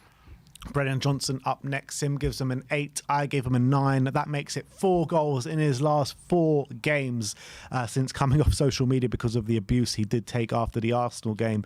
But it's unbelievable. The change in his confidence alone is just unbelievable. The way he's getting in the right positions at every single given moment. Ange Postecoglou is really, helping this guy grow into, a real big threat in the Premier League. And it wasn't just the goal that he scored, which was obviously great positional play to find himself at the back post, where Van de Ven didn't even need to look up. He knew Brennan Johnson was going to be there. But, he has that shot that cannons off the post, which was, obviously a really nice finish that we've seen that he has in his locker over the last couple of games. He was just a constant threat down that right-hand side, and he's becoming... like I said in the match review, I've had a problem with Brennan, how he doesn't impact games. He's not a threat. Well, I feel like he's a constant threat now. Yeah, and he's really playing with so much more confidence. You can see the shot that he took that hit the post, didn't think about it too much, just took a touch out of his feet and got the shot away, and so close to nestling into the bottom corner as well. And he's starting to find those really good finishes he was finding, earlier in his career at Forest. And obviously he's still also arriving at the back post, exactly what Ange asked him to do because of his pace and his physical qualities. He always backs himself to get ahead of the defender, although you've got to say Dalot didn't probably show himself any glory with that because he just let Brennan go, but he still had to be there, arrive at the back post and get the tap in, and a few times he had played a brilliant ball across the face of goal which nearly found Timo Werner at the back post. He obviously got the assist for the second goal with another lovely run down the right hand side, although obviously De Ligt got a bit of a touch in it, but still Brennan did really well to get into that position, and he worked so hard for the team. Second half they were starting to put a bit more threat. Man United, Garnacho was getting on the left-hand side. He was getting back in position to make a couple of blocks as well. And he's just playing with so much more confidence. He's been becoming so much more threatening. And we know when he gets in that position, he's actually got pretty good technique. He's got decent quality. When he gets in those positions, the right-hand side of the penalty area, he's starting to find the corners now. And I thought he put in a really, really strong display yet again. Dalot struggled with him. He got him booked as well, I think. So, actually it was Kulusevski on that occasion. But still, Brennan was really, really giving him a lot of trouble down the right-hand side. So, phenomenal from him. And I'm so happy that he got another goal because he's in fine form. Let's move on to Timo Werner. 7s all round for Timo. And look, everyone's going to go back to the missed chances, and he did miss quite a few of them. I think there was 2 big chances in there where he definitely should have slotted them away, just bearing down on goal, and they were just really poor finishes. But regardless of those finishes, I felt like he had a real big impact in this game. He took Mazraoui to the cleaners a couple of times. He was providing real good work rate and solid work rate for the team, and I thought that was his best performance by some way of the season. He was just a constant threat down that left-hand side. He saw a lot of the ball, and he was actually using it well up until like that final moment where he should have scored. And yes, if Son was playing in those moments, he scores probably a brace. But Timo Werner, for all the criticism that he's coming, he took a lot of criticism after the game yesterday, which I thought was a bit unwarranted, seeing as we did win 3-0 in a great performance. But I thought Mazraoui couldn't deal with him at times. Yeah, I think on the ball, when it was kind of, when we were asking him to stretch the play, stretch the fullback, get beyond him, create openings and create space, I thought he actually did really well, and he was always an out ball as well. Brennan actually, I don't think saw as much as the ball as Werner, who was always in space, always on the left-hand side, and continually we were able to switch the play to him, and he was always in space, and that's a really good, like, he's a very a tactically aware kind of player, Timo Werner, and I thought he did really well on those occasions. Obviously, as you say, a couple of occasions as well, he completely burnt Mazraoui down the left-hand side and created some opportunities. Obviously, people go back to the misses, which were poor, and no getting around it, especially the first one where he just hits it straight at Onana when, he had a lot of options that he could have used. And, but he's still a threat one-on-one in behind, which is no mean feat. He's making intelligent runs. He's finding those space in behind. And just because a player has pace doesn't mean they're always going to be found in behind. You have to have that timing of running. You have to have the know where to run at what times. And he's definitely got that. And he definitely stretched Man United yesterday, which was a positive. He also had that moment when he checked back. He beat Mazraoui, and he had two options in the middle, and he kind of went in between both of them, and the chance was gone, which was quite frustrating. But you've got to give him a bit of leeway just because it's first start of the season in the Premier League, and he's maybe still got to find his rhythm, albeit, these kind of problems have always been problems with Timo. But, hopefully, if he can keep getting the chances he got yesterday and keep putting himself in those positions, that will start to turn once he starts to find that rhythm and can find that little touch. So, yes, it was frustrating when it got to those final actions, but I think in general he was a big threat and he actually put in a decent game. Yeah, absolutely. And the last of the starting 11 is big Dom Solanke. Sim gives him a 9. I gave him an 8, and I thought another great performance from Solanke. Again, I was a bit frustrated with his finishing, where he probably should have finished the day on more than one goal, but great gambling for the goal that he did score. Very reminiscent of the last one where he just gets in front of those two defenders and he's there to slot home the poacher's effort. But all game, he was a constant thorn in Man United's side. His physical presence, he was just everywhere on the pitch. His link-up play as well, and they just can't seem to deal with him. He's just too much physically for any of those Manchester United players that were on the pitch yesterday, and it seems as though his work rate just sets him a level above anyone that he's playing with at the moment. Yeah, he's phenomenal. He brings so much to the team, but he just makes sure that he protects the ball. He makes sure Tottenham can sustain attacks. Even if he can't take a touch, he's very good at just flicking the ball into space where players are waiting for him. He's got a really good appreciation for where players are on the pitch. He can just find them in space on the right-hand side or whatever with really good flicks into their path, which is really, really great. Obviously, his work rate, his pressing is phenomenal. He doesn't give defenders a moment's rest. He charges defenders down all the time, and he makes them hurry their passes, and that causes Tottenham to win the ball back. And obviously, he's a goal threat. Yes, he should have scored that one-on-one, which he'll be a bit frustrated with. It was a good save by Onana, got a toe to it. But his goal, just sniffing out opportunities to find those little tap-ins, always on the move, always looking for anticipating, flick-ons and mistakes and all these kind of things. And that's going to get him a lot of goals this season, doing all that. So really, really great from Solanke, a top performance, and he's really bedding into this team really well. Moving on to the substitute at half-time, which was Jed Spence. 7s all round for Jed. And the more and more I watch him play, the more and more I feel why the hell has he been left out of this European squad, which I think is a shocking decision from Ange, to be honest. But look, I think he came on in the second half, and on the back of that doggy performance in the first half, you're thinking, wow, we're going to really miss him. But we didn't really, and that's a testament to how Jed Spence did play. Look, he didn't have the same quality as Doggy showed, but he had the required ability and the required quality to really stifle that Man United attack. And I thought not much got past him, and his pure energy levels to get up and down, I think is brilliant. So I'm very happy with Jed Spence, and he's proving, I think he's proving a lot of people wrong at the moment. Yeah, it was a good display from him. I can't complain at all. I thought he did his job. I didn't think, obviously, he did it to as much a high standard as Doggy did in the first half. But I think defensively, pretty much did what he needed to do, made sure that we're not finding any spaces, and also there was a couple of times he was being pressed and he was able to play as well out of trouble competently. And I thought down the left-hand side he was a bit of a threat. He got a few times, he burst into the space, he was looking to find teammates, he was getting some crosses in the box. So I don't think, obviously, quality-wise it wasn't as good as Udogie, but we didn't really miss Udogie because I think Spence really was put in a really competent display in that second half, and I think deserves a 7. Mikey Moore up next, and everyone's was very excited to see Micky Moore. He got 7s all round from us. And I thought it was a really bright cameo, to be fair, for Moore. As a 17-year-old coming on obviously, which was a heavy dominant performance from Spurs, he showed some really bright sparks. There was one moment when he was charging down that left-hand side. He had about 2 Man United players on him, and it looked like there was nowhere to go. And he got it down the flank, and he won a throw-on in the final third. And there was one moment towards the end of the game where he took a lovely shot, which showed really good technique from Moore, and it just went just wide, which was probably better finished than Timo Werner showed the whole game, to be fair. But I think Micky Moore looked really good. Yeah, I think he looked bright.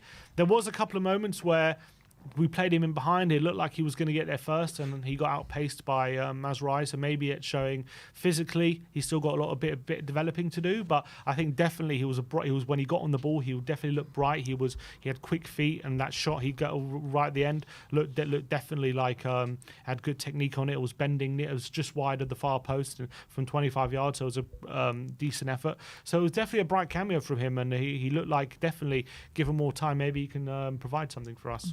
Lucas Bergwijn up next, 7s all round for Lucas. Obviously, he had his hand in the third goal with a lovely delivery from a corner, which you got to say, we were talking about this during the game and on the way home. This guy has absolute elite delivery in the 2 that he's shown so far, the corner yesterday, and also that free kick at the end of Leicester, which he put right on the money for Richarlison. Unbelievable stuff for someone so young. Pre-season as well, yeah, absolutely spot on. But I did feel like he was getting the ball in really good positions. I felt like he was just trying a bit too hard, where everyone saw what happened when he had to go off after 10 minutes in the game against Karabakh. I felt like he had that kind of in the back of his mind, and he was trying a bit too hard and I think he made a couple of wrong decisions, but don't take away from the fact that he still was quite dominant when he was on the pitch. Yeah, I think in the middle of the park he showed some really good ability and press resistance and quality to allow Tottenham to get up the pitch, and he did some really good stuff. I think in the final third he picked a couple of wrong decisions. There was one decision where he opted to shoot from 25 yards rather than playing Micky Moore, and that was the wrong decision. Apparently Ange got a bit frustrated with him on that moment on the touchline. There was also another moment, again, he was on a breakaway, and this time he goes to play in Micky Moore when probably I think there was a run from Decky on the right, which was a better fit, and he went for the more difficult option. It didn't come off, so that was poor. But I thought obviously the delivery for the corner was really good, and I thought in the middle of the park when we were kind of building from the back and he was getting involved in duels and being asked to get away from players, he was doing some really good stuff, and so he showed the quality. A bit frustrated with a couple of moments in the final third though. Pape Matar, 7s all round for Pape, and I feel like Pape as well, with a bit of a slow start to the season, you're really starting to see him grow, and he's making use of the cameos that he is showing, and I felt like he just added those extra legs in the midfield. Obviously got the assist with a nice flick on for with Dom Solanke, and maybe he should have even got a goal towards the end of there as well. But I'm really happy with Pape with the improvements that he's showing. Yeah, he's looking a lot better. I thought he definitely midweek against Karabakh, he was starting to look a lot better and got his goal. Obviously came off the bench, immediately made an impact, got an assist for Solanke with the flicked header. And as well, I thought he was getting on the ball a lot more in the final third, looking a bit more threatening, using the space well. So good cameo from him. And last but not least, Mr. Ange Postecoglou, 9s all round for Big Ange. And it's all down to him why we're waxing lyrical about everyone today, because it's his tactics. He's stuck to his guns even through the hard times, say this is the way we're going to play and this is the way I'm going to make you successful. And yes, we're not successful as of yet, but we're definitely seeing a massive upward trajectory in the team and the way we're playing and the chance creation and putting the chances away. Yes, we could even be more clinical, and it's scary to think like if we were a bit more clinical we'd be scoring 4 or 5 goals a game. That's how well we're playing at the moment. So it's a big testament to Ange. I think the lineup that he picked, got no complaints with it whatsoever, and just to be brave like that and at an away stadium like Old Trafford is just a joy to behold watching this team. And it's the most enjoyment I've had by watching Spurs since probably the peak times of Maurizio Pochettino. Yeah, phenomenal display. I think obviously the way he's managing the squad, I'm really liking. He's giving people rest when they need it, and I think he's trying, he's aware about overworking players, and I think, the way he's using the squad in Europa League to the Premier League led to a much fresher Maddison, much fresher Pedro Porro in this game, and I think that's really working in our favour. But obviously the way he set up the team, the way he's got us playing playing. The football he's got us playing is absolutely phenomenal. It's such a joy to behold. And, you know, the way he's got Maddison and Kulusevski together in the central midfield, and they're linking up, and they're playing beautiful football together, and they're developing this relationship. The way he's got Brennan back with confidence, and he's firing on the right hand side. The way he's settled Dom Solanke into the striker position is really, really effective as well. I think he's managing the team really well, and obviously he makes a couple subs, and straight away Bergvall takes a corner and Sarr gets an assist, fix it into Solanke, who scores. So the subs absolutely worked a treat as well, made them at the right time, and I thought he made a good decision to take off Dom Solanke, Udogie, even though we were only 1-0 up. You know, some people might say, oh, it's only 1-0, you can't start taking off people like Udogie, but he didn't want to risk him, and so I think everything he's doing so far this season has led to improvement. We're conceding less chances, we're creating more chances. So I think it was a really good managerial display from Ange. Absolutely, and you know the narrative. You can't go away to these grounds and play the way Ange plays consistently, but he's proving all the doubters wrong at the moment. So big up to big Ange Postecoglou. A super chat here from Andrew Dean saying, big up guys, I hope Solanke got the England call up for his performances during the international break. I mean, I really hope he doesn't get called up, but I think he will now. With Harry Kane, I think he went off injured for Bayern Munich. I'm not sure the extent of the injury, but if Harry Kane, even if Harry Kane's fit, he's got a good chance of getting called up, doesn't he? Yeah, with Tony moving to Saudi, I think Solanke's going to have more eyes on him. And he was really unlucky probably in the Euros not to be called up, because Tony didn't have the best second half of the season and Solanke had a great year. So I think now Solanke scoring goals consistently for Tottenham, playing the way he's playing, I think it'll be hard to ignore. To be honest. Let's go on to the 5 takeaways and see what 5 things we can take away from the game. And number 1 will be Dynamite Decky. Yeah, and what else to start with? But what a performance from Dejan Kulusevski. And I think the stats speak for himself, but he was absolutely sensational in the central midfield. 9 chances created, more than any other away player at Old Trafford in history, and more than any player in the Premier League in the last 3 seasons. 9 chances created, 3 big chances created as well. Obviously scored a goal, but I think the stats only tell half the story, with his ability to hold off the midfielders, create space, but also his effortless pressing, his unbelievable stamina, but also moved over to the right hand side for the last 15 minutes or so, and also gave Dalot a really tough time down that side. I think he got Ugarte sent off yellow carded as well. He was doing some really good work on the right hand side as well as he was doing in central midfield. It was just a top performance from start to finish from Decky, and really, really phenomenal, and he's developing into a really great midfielder. Yeah, and obviously that finish was a joy to behold. It's he needs to start adding those goal contributions. I'm so happy he did that yesterday. It was a lovely finish that Onana had no chance with, and I swear the Man United players must be going to bed last night, must have got into bed, and just all of them had nightmares about Dejan Kulusevski and how he was just running rings around every single one of them. No one had the physical presence to stand up to him, and they've got some physical players in there. When you look at Lisandro Martinez, very physical player, Ugarte, very physical player, and none of them could get near him. It was unbelievable. It was just a joy to behold watching his performance. Just shut them off. Exactly. It was madness. Number 2, we're going to be looking at Micky van der Bale. And what else to say for Bale, but for Van der Ven. The Bale-esque assist with his unbelievable run from deep. But I thought throughout the game, he was absolutely imperious. They just couldn't get beyond him. He just had too much for them. He had too much pace. And he showed his pace with that assist, running right through the heart of the Man United team. Not only having the quality as well to play the ball across the face of goal and put it on a plate for Brennan Johnson. I thought Xerxes had a very quiet game, and I think he had to be taken off early because he just was getting absolutely no spare change out. Micky van der Ven and Romero as well, but Van der Ven especially. Anything in behind, Garnacho had a few opportunities to get in behind, but Van der Ven came just steaming over and mopping up as he usually does. Exceptional display, capped off by what was one of the best assists, I think, in Premier League history. Wow. High praise there for Micky van der Bale. Unbelievable performance. And, when are we going to stop calling it, like a Gareth Bale or like a Jan Vertonghen? This is just like a Micky van der Ven. I mean, in his own right, he's just unbelievable. I've never seen a centre-back like it, to be honest. I really haven't. And we've seen some good centre-backs in our time with the Toby Alderweireld, the Jan Vertonghen's, Ledley Kings and stuff like that. I think this guy is up there with these guys. I really believe that. And like I said before in the match review, I've never seen centre-backs that can contribute so well in the forward aspects from general open play. We've seen centre-backs that can do that from set pieces, but I've never seen, like, from just general open play, how much of a threat they can be.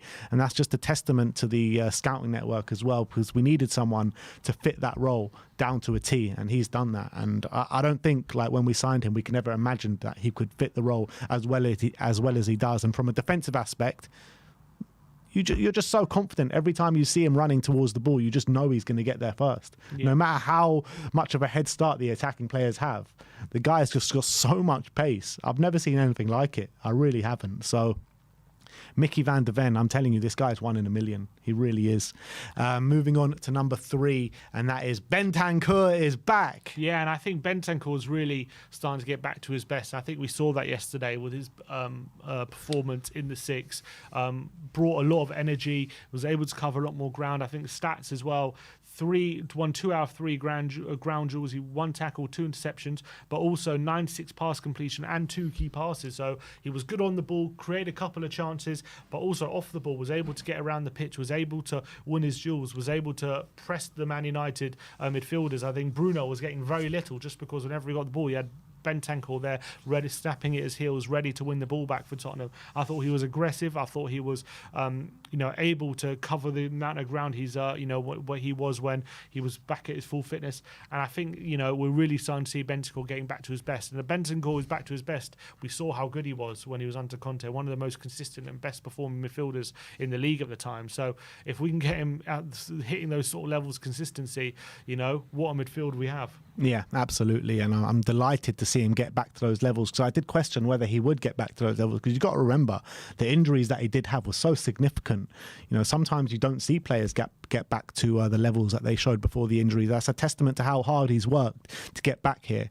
And you're looking at how high we win the ball up the pitch. It was actually James Maddison and Kulusevski contesting the most duels. But when it did get past these 2 players, Bentancur was there to mop up every single time. Calmness personified on the ball. I think he had 2 or 3 key passes on the day as well. So Bentancur, best performance of the season, and I think there's more to come from him as well. So brilliant, brilliant, brilliant.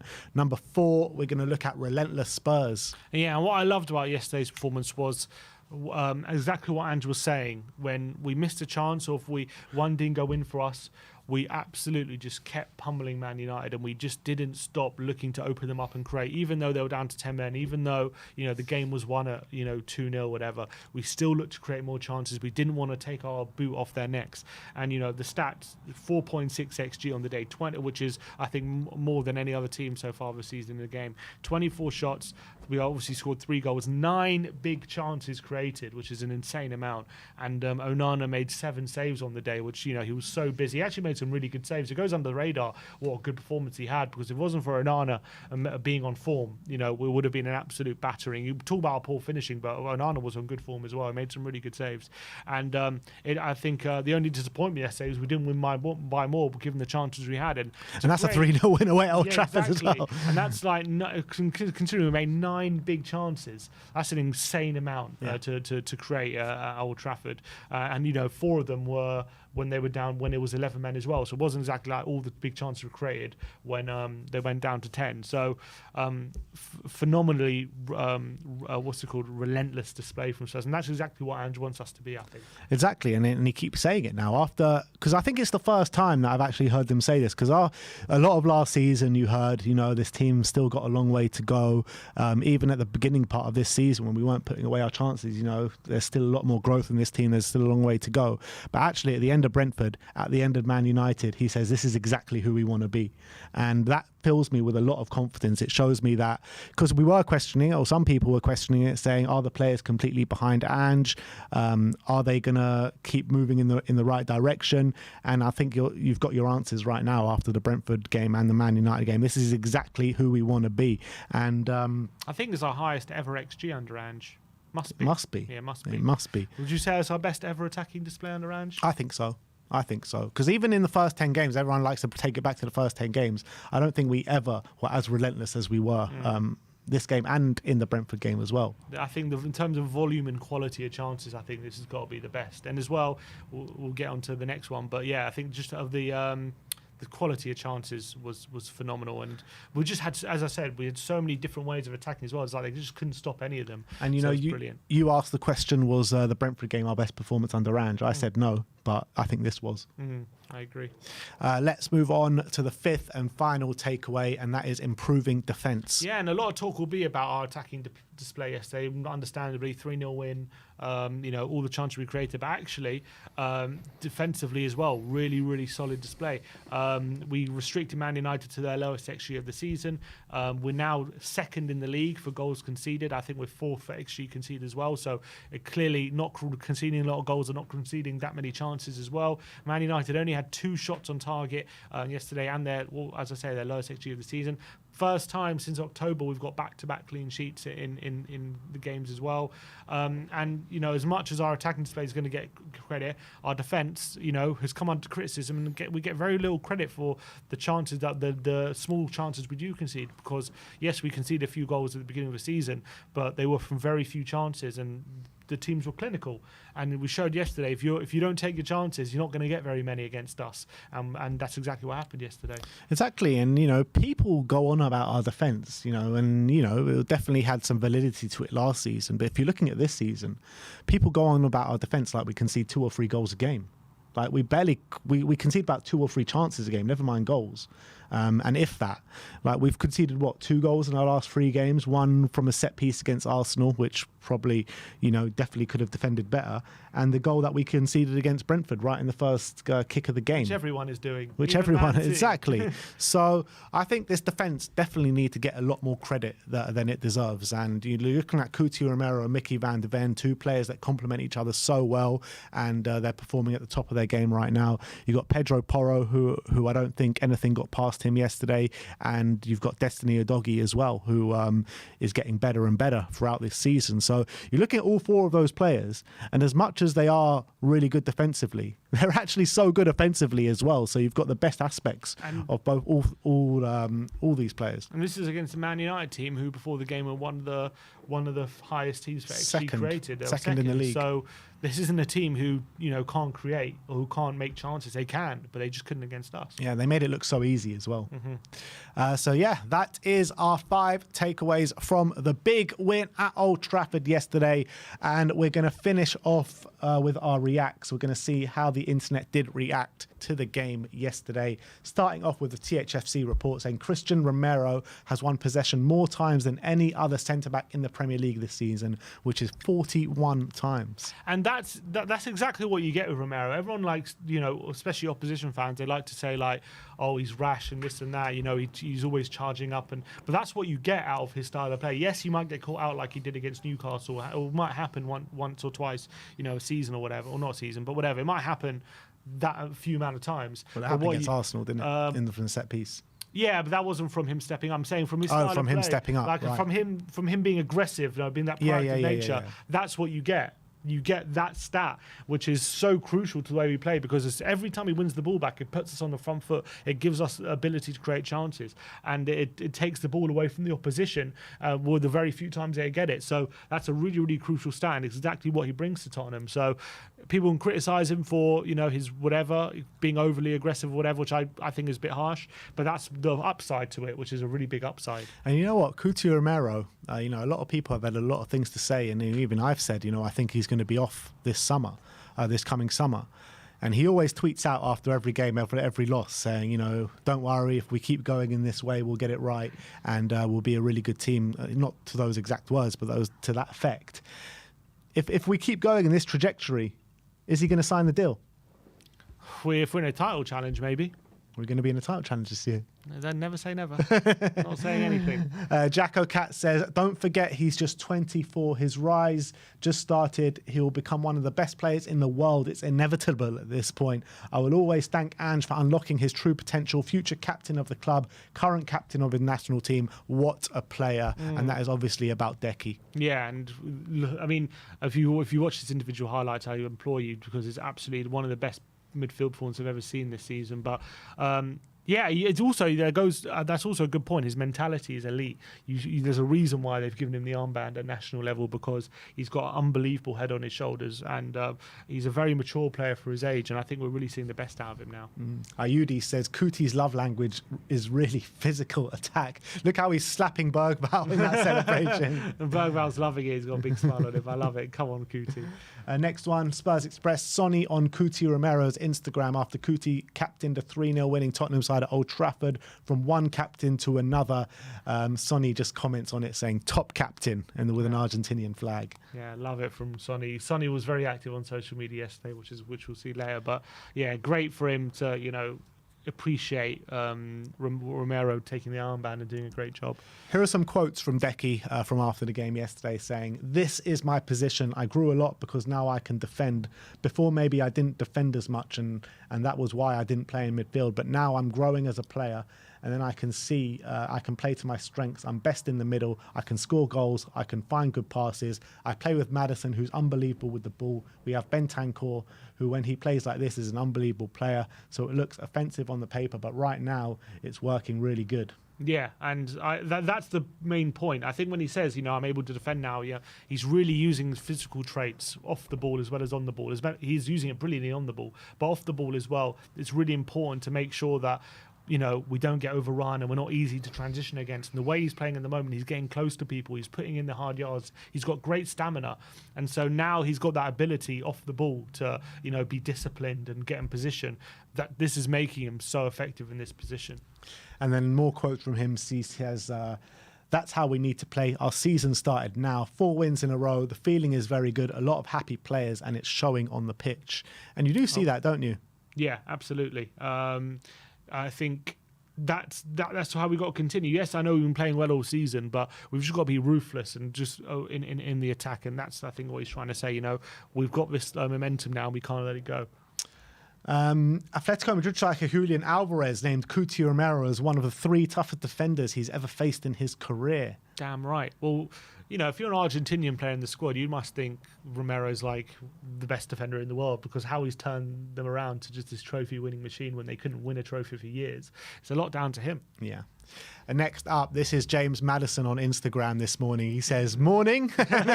Brennan Johnson chanting his CR9. It's not CR9, R9. R9. Phenomenal. What a great video. What a great picture, I mean.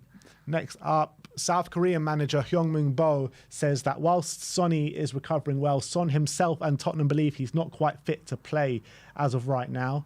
He has been named in the Korean national team squad for the upcoming international break. However, his situation and whether he is able to return to action at club level this week will be monitored to see if he'll be available. I mean, just give the guy a rest, man. Yeah, I really Come on. Hope so. You can see he talks about fatigue. He talks about playing too much.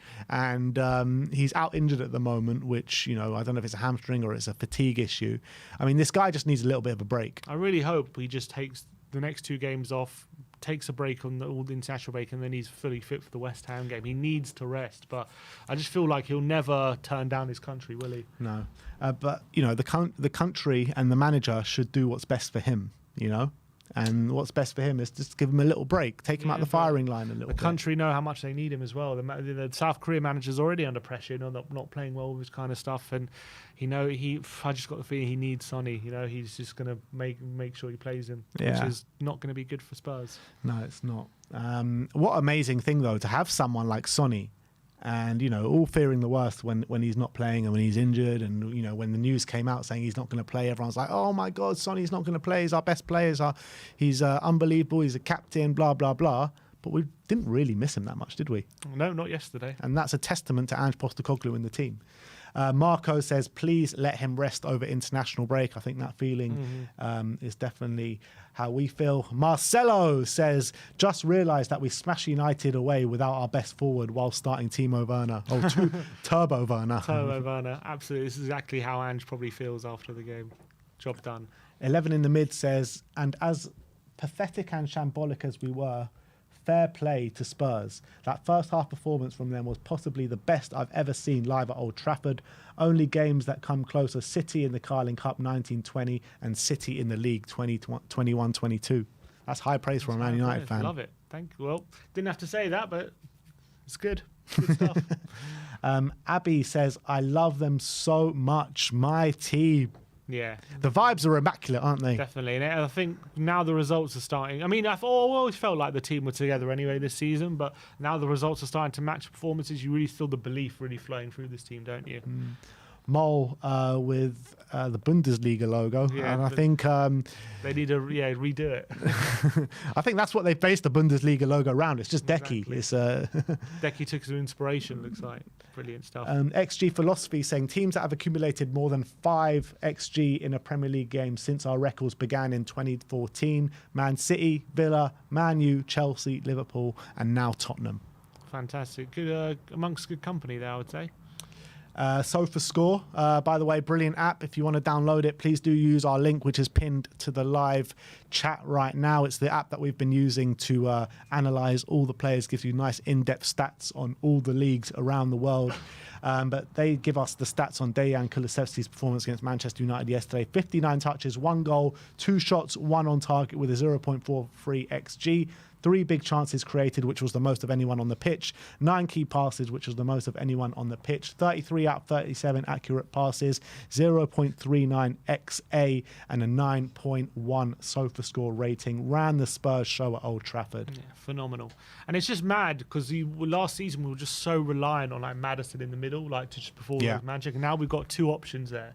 And like Decky, even outperforming Maddison in some aspects. And it's just great to have that other option now. It's just so good to see on the pitch as well. Yeah. Makes us so much more unpredictable.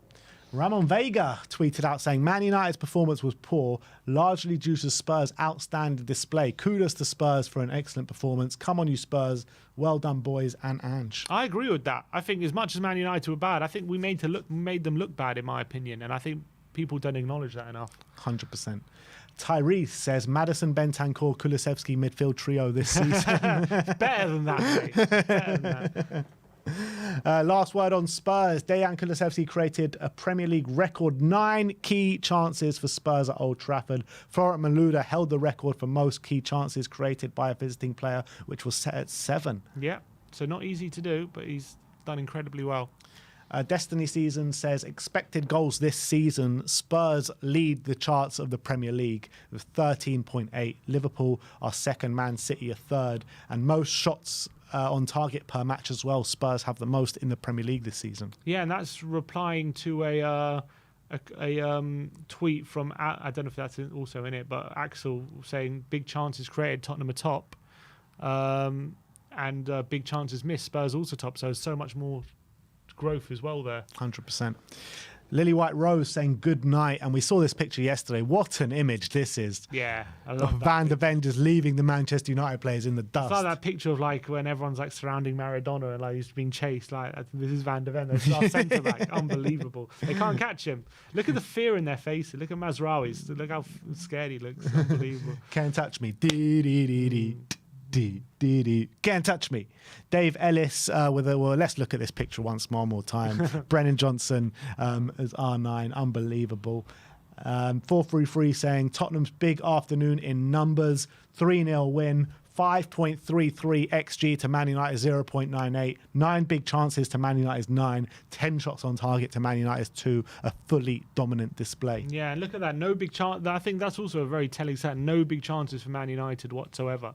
And also, we've been saying, haven't we, that Man United in the first half have been really good this season, and they weren't able to create a thing against us. Nah, so not a thing. It goes to show how good we've been defensively. Nice one. Sonny tweets out, these pictures of Ange. I think it looks like before the game. Yeah. And he knew what was coming. Look at the look on his face. He knew exactly what was coming. He was excited. I think he just loves that he's in the Premier League and he's going to all these big grounds and he's, manager of a top club. This is probably never thought he'd get here, and he's taking it all in. But like, brilliant. It's a brilliant picture, isn't it?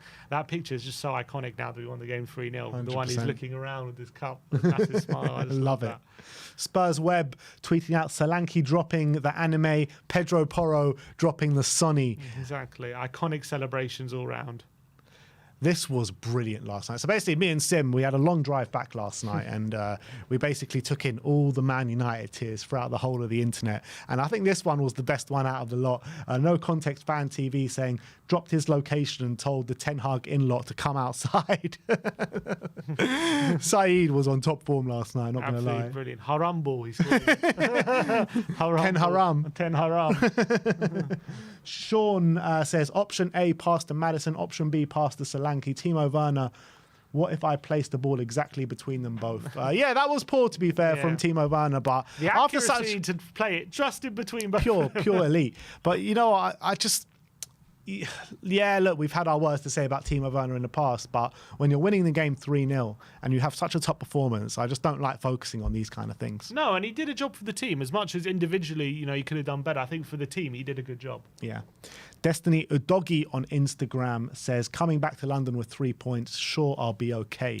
That's give us a lot of relief. Hopefully he gets a good rest on Thursday. But it does leave a problem because I think he wants to give Van de Ven a rest on Thursday because he took him off early. And if he wants to give Udogi a rest, I don't know what he's going to do because Dave is going to play one of those positions. Yeah. So I don't know whether he gets creative at left back and puts a midfielder there maybe. Or maybe Porro has to play. Maybe Porro has to play and put Gray at left back maybe. Could do that. Gray at centre back. Great centre back and Davis left back, one of the two. So this is the problem leaving and also Dragoshin's out. So that's the problem that Dragoshin suspended and leaving Spence out gives us. Yeah. Alex, the Euro export, says, remember when Timo Werner hit 36 goals and assists in the single Bundesliga season? I remember it. He's going to get back to those levels. Come on, Timo. I'm backing you. 36 goal and assists this season. Come on. Pictures that go hard, or Spurs pictures that go hard, and I love this picture. Romero, the captain on the day, going to congratulate Dom Solanke while he's doing the bow and arrow celebration. You got Van de Ven celebrating in the background. You got the rain pouring down. Lovely. Picture. Opta Joe says 3. Dominic Solanke is only the third English player to score in 3 successive Premier League appearances against Manchester United after Jermaine Defoe in November 2002 and Bukayo Saka in January 2023. Magic. Wow. I think Defoe, that wasn't for Spurs there. It must have been for West Ham because that's 2002. He signed for us in 2004. Oh, right. Wow, look at that. Another one of the Brennan Johnson. It's just going to come up every third tweet, I think, this Johnson thing. Spooky, the creator, saying 18 goal contributions, 8 assists, 10 goals in 41 games. That's Brennan. Wow. So that is great numbers, isn't it? It's not bad numbers. It's just what I'm saying. He might not be the best player, but he's effective. He does get goals and assists. Yeah.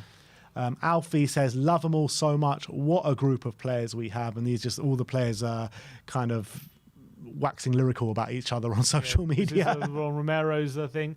I love this one. Is this the one what's the one they're commenting?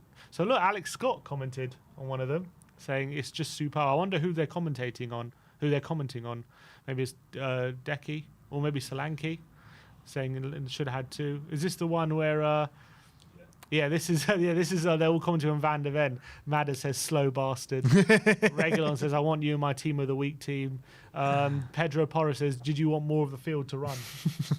I absolutely love that. And then the last one was, I don't know who they're commenting. It doesn't say who they're commenting on, but Micky Van said unreal, wow player. Solanke says finish. So it must have been, who scored the second goal? Decky. It must have been Decky. Got to be Decky. Next one was Sonny on Instagram with the celebration with Pedro Porro, and he says, this is my guy. And it was lovely for Porro to include him because he knows that Sonny, he's such a big part of the dressing room and he's such a big part of the team. So it's good that he made him feel included in the win. James Maddison catching Van de Ven out, munching his fruit and the flight on the way home. Caught him, just keeps watching his assist back. I love that. I love the banter between our players. It's just, you can see there's a real kind of family atmosphere growing there. Spurs Watch saying Tottenham attacking numbers in the Premier League this season. Most XG, most touches in the opposition box, most shots on target, second most shots, third most goals. Ange Ball. Absolutely, and this is brilliant. And to add into that with the second least conceded as well. I mean, the underlying stats are really strong, aren't they? And really best pressing as well. Best pressing, like phenomenal numbers. Opta analyst says Tottenham won possession in the final third 7 times against Man United in the first half. Only Brentford 8 versus Southampton have won more possession in the final third more often in a Premier League first half this season. Yeah, and it's really set the tone for the game. They just couldn't live without pressing, could they? Aaron Lennon was clearly watching the game yesterday. He just tweets out Kulusevski. Nice to see Lennon still getting involved. Nice to see that. Gus says, are you mad? And you look at all these players here and then Maddison just way out. You can't even see it because the camera... He's just so in that corner. He's not even in shot here. But yeah, Maddison, it's a graph of successful attacking actions per 90 and key passes per 90. And Maddison is top for both. Yeah, unreal. In the league. So it just shows like what influence he has on the team. Next up is the comment that we read out before, just Maddison saying slow bastard to Micky van de Ven. Up to Joe saying 6 of Dejan Kulusevski's 9 chances created came while Manchester United still have 11 men on the pitch up to the 42nd minute. Before today, only one visiting player had ever created more than 6 in a full game, and that was Florent Malouda. Fantastic. This next one is from TSS saying Bentancur was just different class today, reminiscent, perhaps even better than those early Spurs Day performances. His composure under pressure and his patience on the ball gave us such a strong foothold with everything, with everything we've done, with passing as well, just superb. Yeah, and that was really, really great to see Bentancur in that kind of form, and he's getting better and better as the season goes on. So absolutely, really, really encouraging. Ayudi saying absolutely love a huddle at Premier League this season. I think we've been through this, highest XG in the league, and Arsenal nowhere near to be seen in the top 5 there. Don't see them. Pictures that go hard again. That's Brennan Johnson and Van de Ven celebrating their goal together. Double high five. Data MB saying no Premier League midfielder has more dribbles per 90, which is 6.25, or progressive runs per 90, 3.47 than Decky this season. And that's exactly what Ange was saying. Maddison with his passing ability on the ball, and Decky with his running ability on the ball has led to a really dangerous combination. And as you see here, Maddison's top of all the passing numbers, and Decky's top of all the running numbers. So that there's therefore to see. Complement each other so well. Dougie Critchley saying, I'm not sure any centre-back in the Premier League's recent history could do that. Rudiger went on the odd run, but not like that. The break at that speed for the second time this season, that's unique. Micky van de Ven. Good to see him getting his props. Next one says, highest expected goals number accumulated by an away team in the Premier League since Man City against Norwich in 2022. And that's Man City against Norwich. Exactly. This is away at Old Trafford. 100%. Paddy Powers, Spurs seeing Christian Eriksen fail to beat the first man from a set piece. Yeah, it was quite something. It was watching a different fan base groan when he can beat a first man. It was just nice. It wasn't us for a change. Barnaby, big up Barnaby, brilliant on the watch along once again. I don't think it's that Barnaby. Is it not? I don't think so. Oh well. A different Barnaby says this picture is now officially iconic. Yeah, what a picture! I love it. Next one, Statman Dave Kulusevski's game by numbers. We've been through that. James Maddison versus Tottenham versus Premier League midfielders. First for key passes, first for attacking actions, which is actually most in Europe. Second for forward passes, second for progressive passes, second for crosses, and seconds for touches in the box. Well, yeah, he's performing very well, and as we said, sometimes because we haven't been getting the results and because he's not getting goals and assists, people don't look at this stuff and don't trust don't realise what an impact he's making. But I think the stats speak for themselves. Yeah. Next one from the Spurs Watch, going through the Dom Solanke chant from yesterday.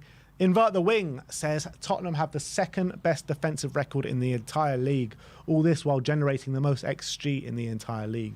And they don't need to play 10 men behind the ball to do it. Not bad for someone who can't coach the defence. And I love the shade he's constantly throwing at Arsenal. Love it. He hates Arteta and Arsenal, which is great. But I think he's right here. Like, you don't have to restrict the opposition chances. You don't have to be sitting back all the time. The way we do it is also can be quite effective. Take note, Mikel Arteta, Mr. Lego Man. BLTHFC says, for what it's worth, I think the pressure Ange has been under is a complete joke. Lost by 1 goal to Arsenal and away at Newcastle. Leicester was a decent performance and the rest have been victories. Things still have to improve in certain aspects, but overreaction after Arsenal was crazy. And you know what? Look, Arsenal is always going to be a hyper-emotional game, though, isn't it? Yeah, and when you lose 3 in a row there, even more so. Yeah, and I think that probably clouded a lot of people's thinking into where we actually are, because I think people should have realised, even though it was a bad result and even though it was difficult to take that loss, like we still shouldn't have lost that game. And this season, we've still been playing well in general, so just got to keep believing. Hotspur related saying Ange Postecoglou registers his first win away at a Big Six team in the Premier League since becoming THFC head coach. I mean, can you still call Man United a Big Six team? That's up to you, I guess, if you can. We did beat Villa away last year, finished 4th. They're more of a Big Six team than Man United are. Yeah, you might be able to argue that. It's different between a top 6 and a Big Six. I guess. Mr. Black says Brennan Johnson since deactivating his Instagram account. Exactly, or Van de Ven, as you should say, when he goes on a run. Shawsey saying pictures of the day. Some great imagery coming from the game yesterday. Yeah, fantastic. Oh, I love that one with Maddison and Van de Ven. That was great. God, we can keep going forever with this react. Bloody hell. Lily White Rose saying, brother Mikey Moore, if that chance at the end had gone in, the pitch invasion was coming. Pitch invasion when Mikey scores. I'm on it. Let's do it. Billy saying, finally a result to match the performance, been due all season, 4 wins in a row. Surely time to get behind these lot and the manager and see what happens. Up the effing Spurs. Completely agree, Billy T. And I think I completely agree. I think hopefully this result will give a lot more than the doubters a belief that we actually are on the right track. Carly saying Pedro Porro with the shout out to Sonny, this team.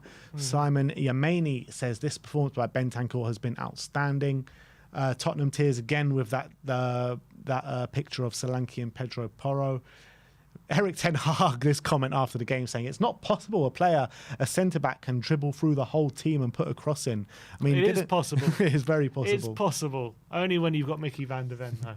Spurs pictures that go hard. Decky with his finish yesterday, unbelievable. I love that picture actually. Yeah, just floating through the air. Yeah, he's got both feet in the air. He's got to kind of manoeuvre the ball himself because the ball's quite high, and he gets a really good finish into the corner. So well played, Decky. This is going to be a very long thread. I mean, I'm not going through this whole thread on Dom Solanke. Just that's the anime celebration. I mean, he's only 2, but I'm saying I think he's implying, because he's going to get a lot of goals this season. StatMuse FC saying Micky van der Ven has more assists this Premier League season than any Man United player. Wow. Creative force. Spurs Premier League panel says Spurs' best player this season, excellent physical traits to brush off contact in central areas and burst away from his man, plus a very good shooting technique and final pass. He ripped apart Man U's poor pressing structure. Dejan Kulusevski, take your flowers. Absolutely. He definitely deserves a lot of flowers after yesterday. What a game. No context, Tottenham, Mark Goldbridge absolutely laying into people yesterday. He said he hates football. That's it. He hates football now. He hates this game. Oh, that was brilliant. XG Philosophy saying Tottenham have created more XG than Man U at Old Trafford this season. In one game. They were quite high XG, some of their performances. Still pretty impressive. StatMuse, again with that Decky stat, about 9 chances created. No other player has more in a single game in the last 3 Premier League seasons. Wow. Just goes to show how many chances did he create yesterday. And again, Spurs pictures that go hard. That's that Van der Ven one. And Jake says, so anyways, the Moussa Dembele successor you've all been waiting for is Kulusevski. Why not? And he can actually do stuff in the final third, unlike Dembele. So there you go. And yeah, I think that is it for Reacts. Long one to get your teeth bitten into this weekend. A couple more super chats before we go. Lazy8 says, will you follow Low Up with Alice on swapping Ten Hag for Ange? I think we should, you know. Happy to. Maybe we'll drop her a message. She said she's 2 games away from being Ten Hag out. All of a sudden, yeah. And geez. Phil P says, Ange pick showing coffee for closers. Woo! Big up to you, Phil P. But yeah, that is all we have time for today, guys. I want to thank you all for joining us. I very much thoroughly enjoyed that 2 hours of the breakdown of that impressive win yesterday. But we don't stop here. We're going on Thursday night to Hungary to get 3 points and then back to the Amex on Sunday to take 3 points as well. But thank you everyone for joining us today. Like, subscribe and comment. And as always, come on you Spurs.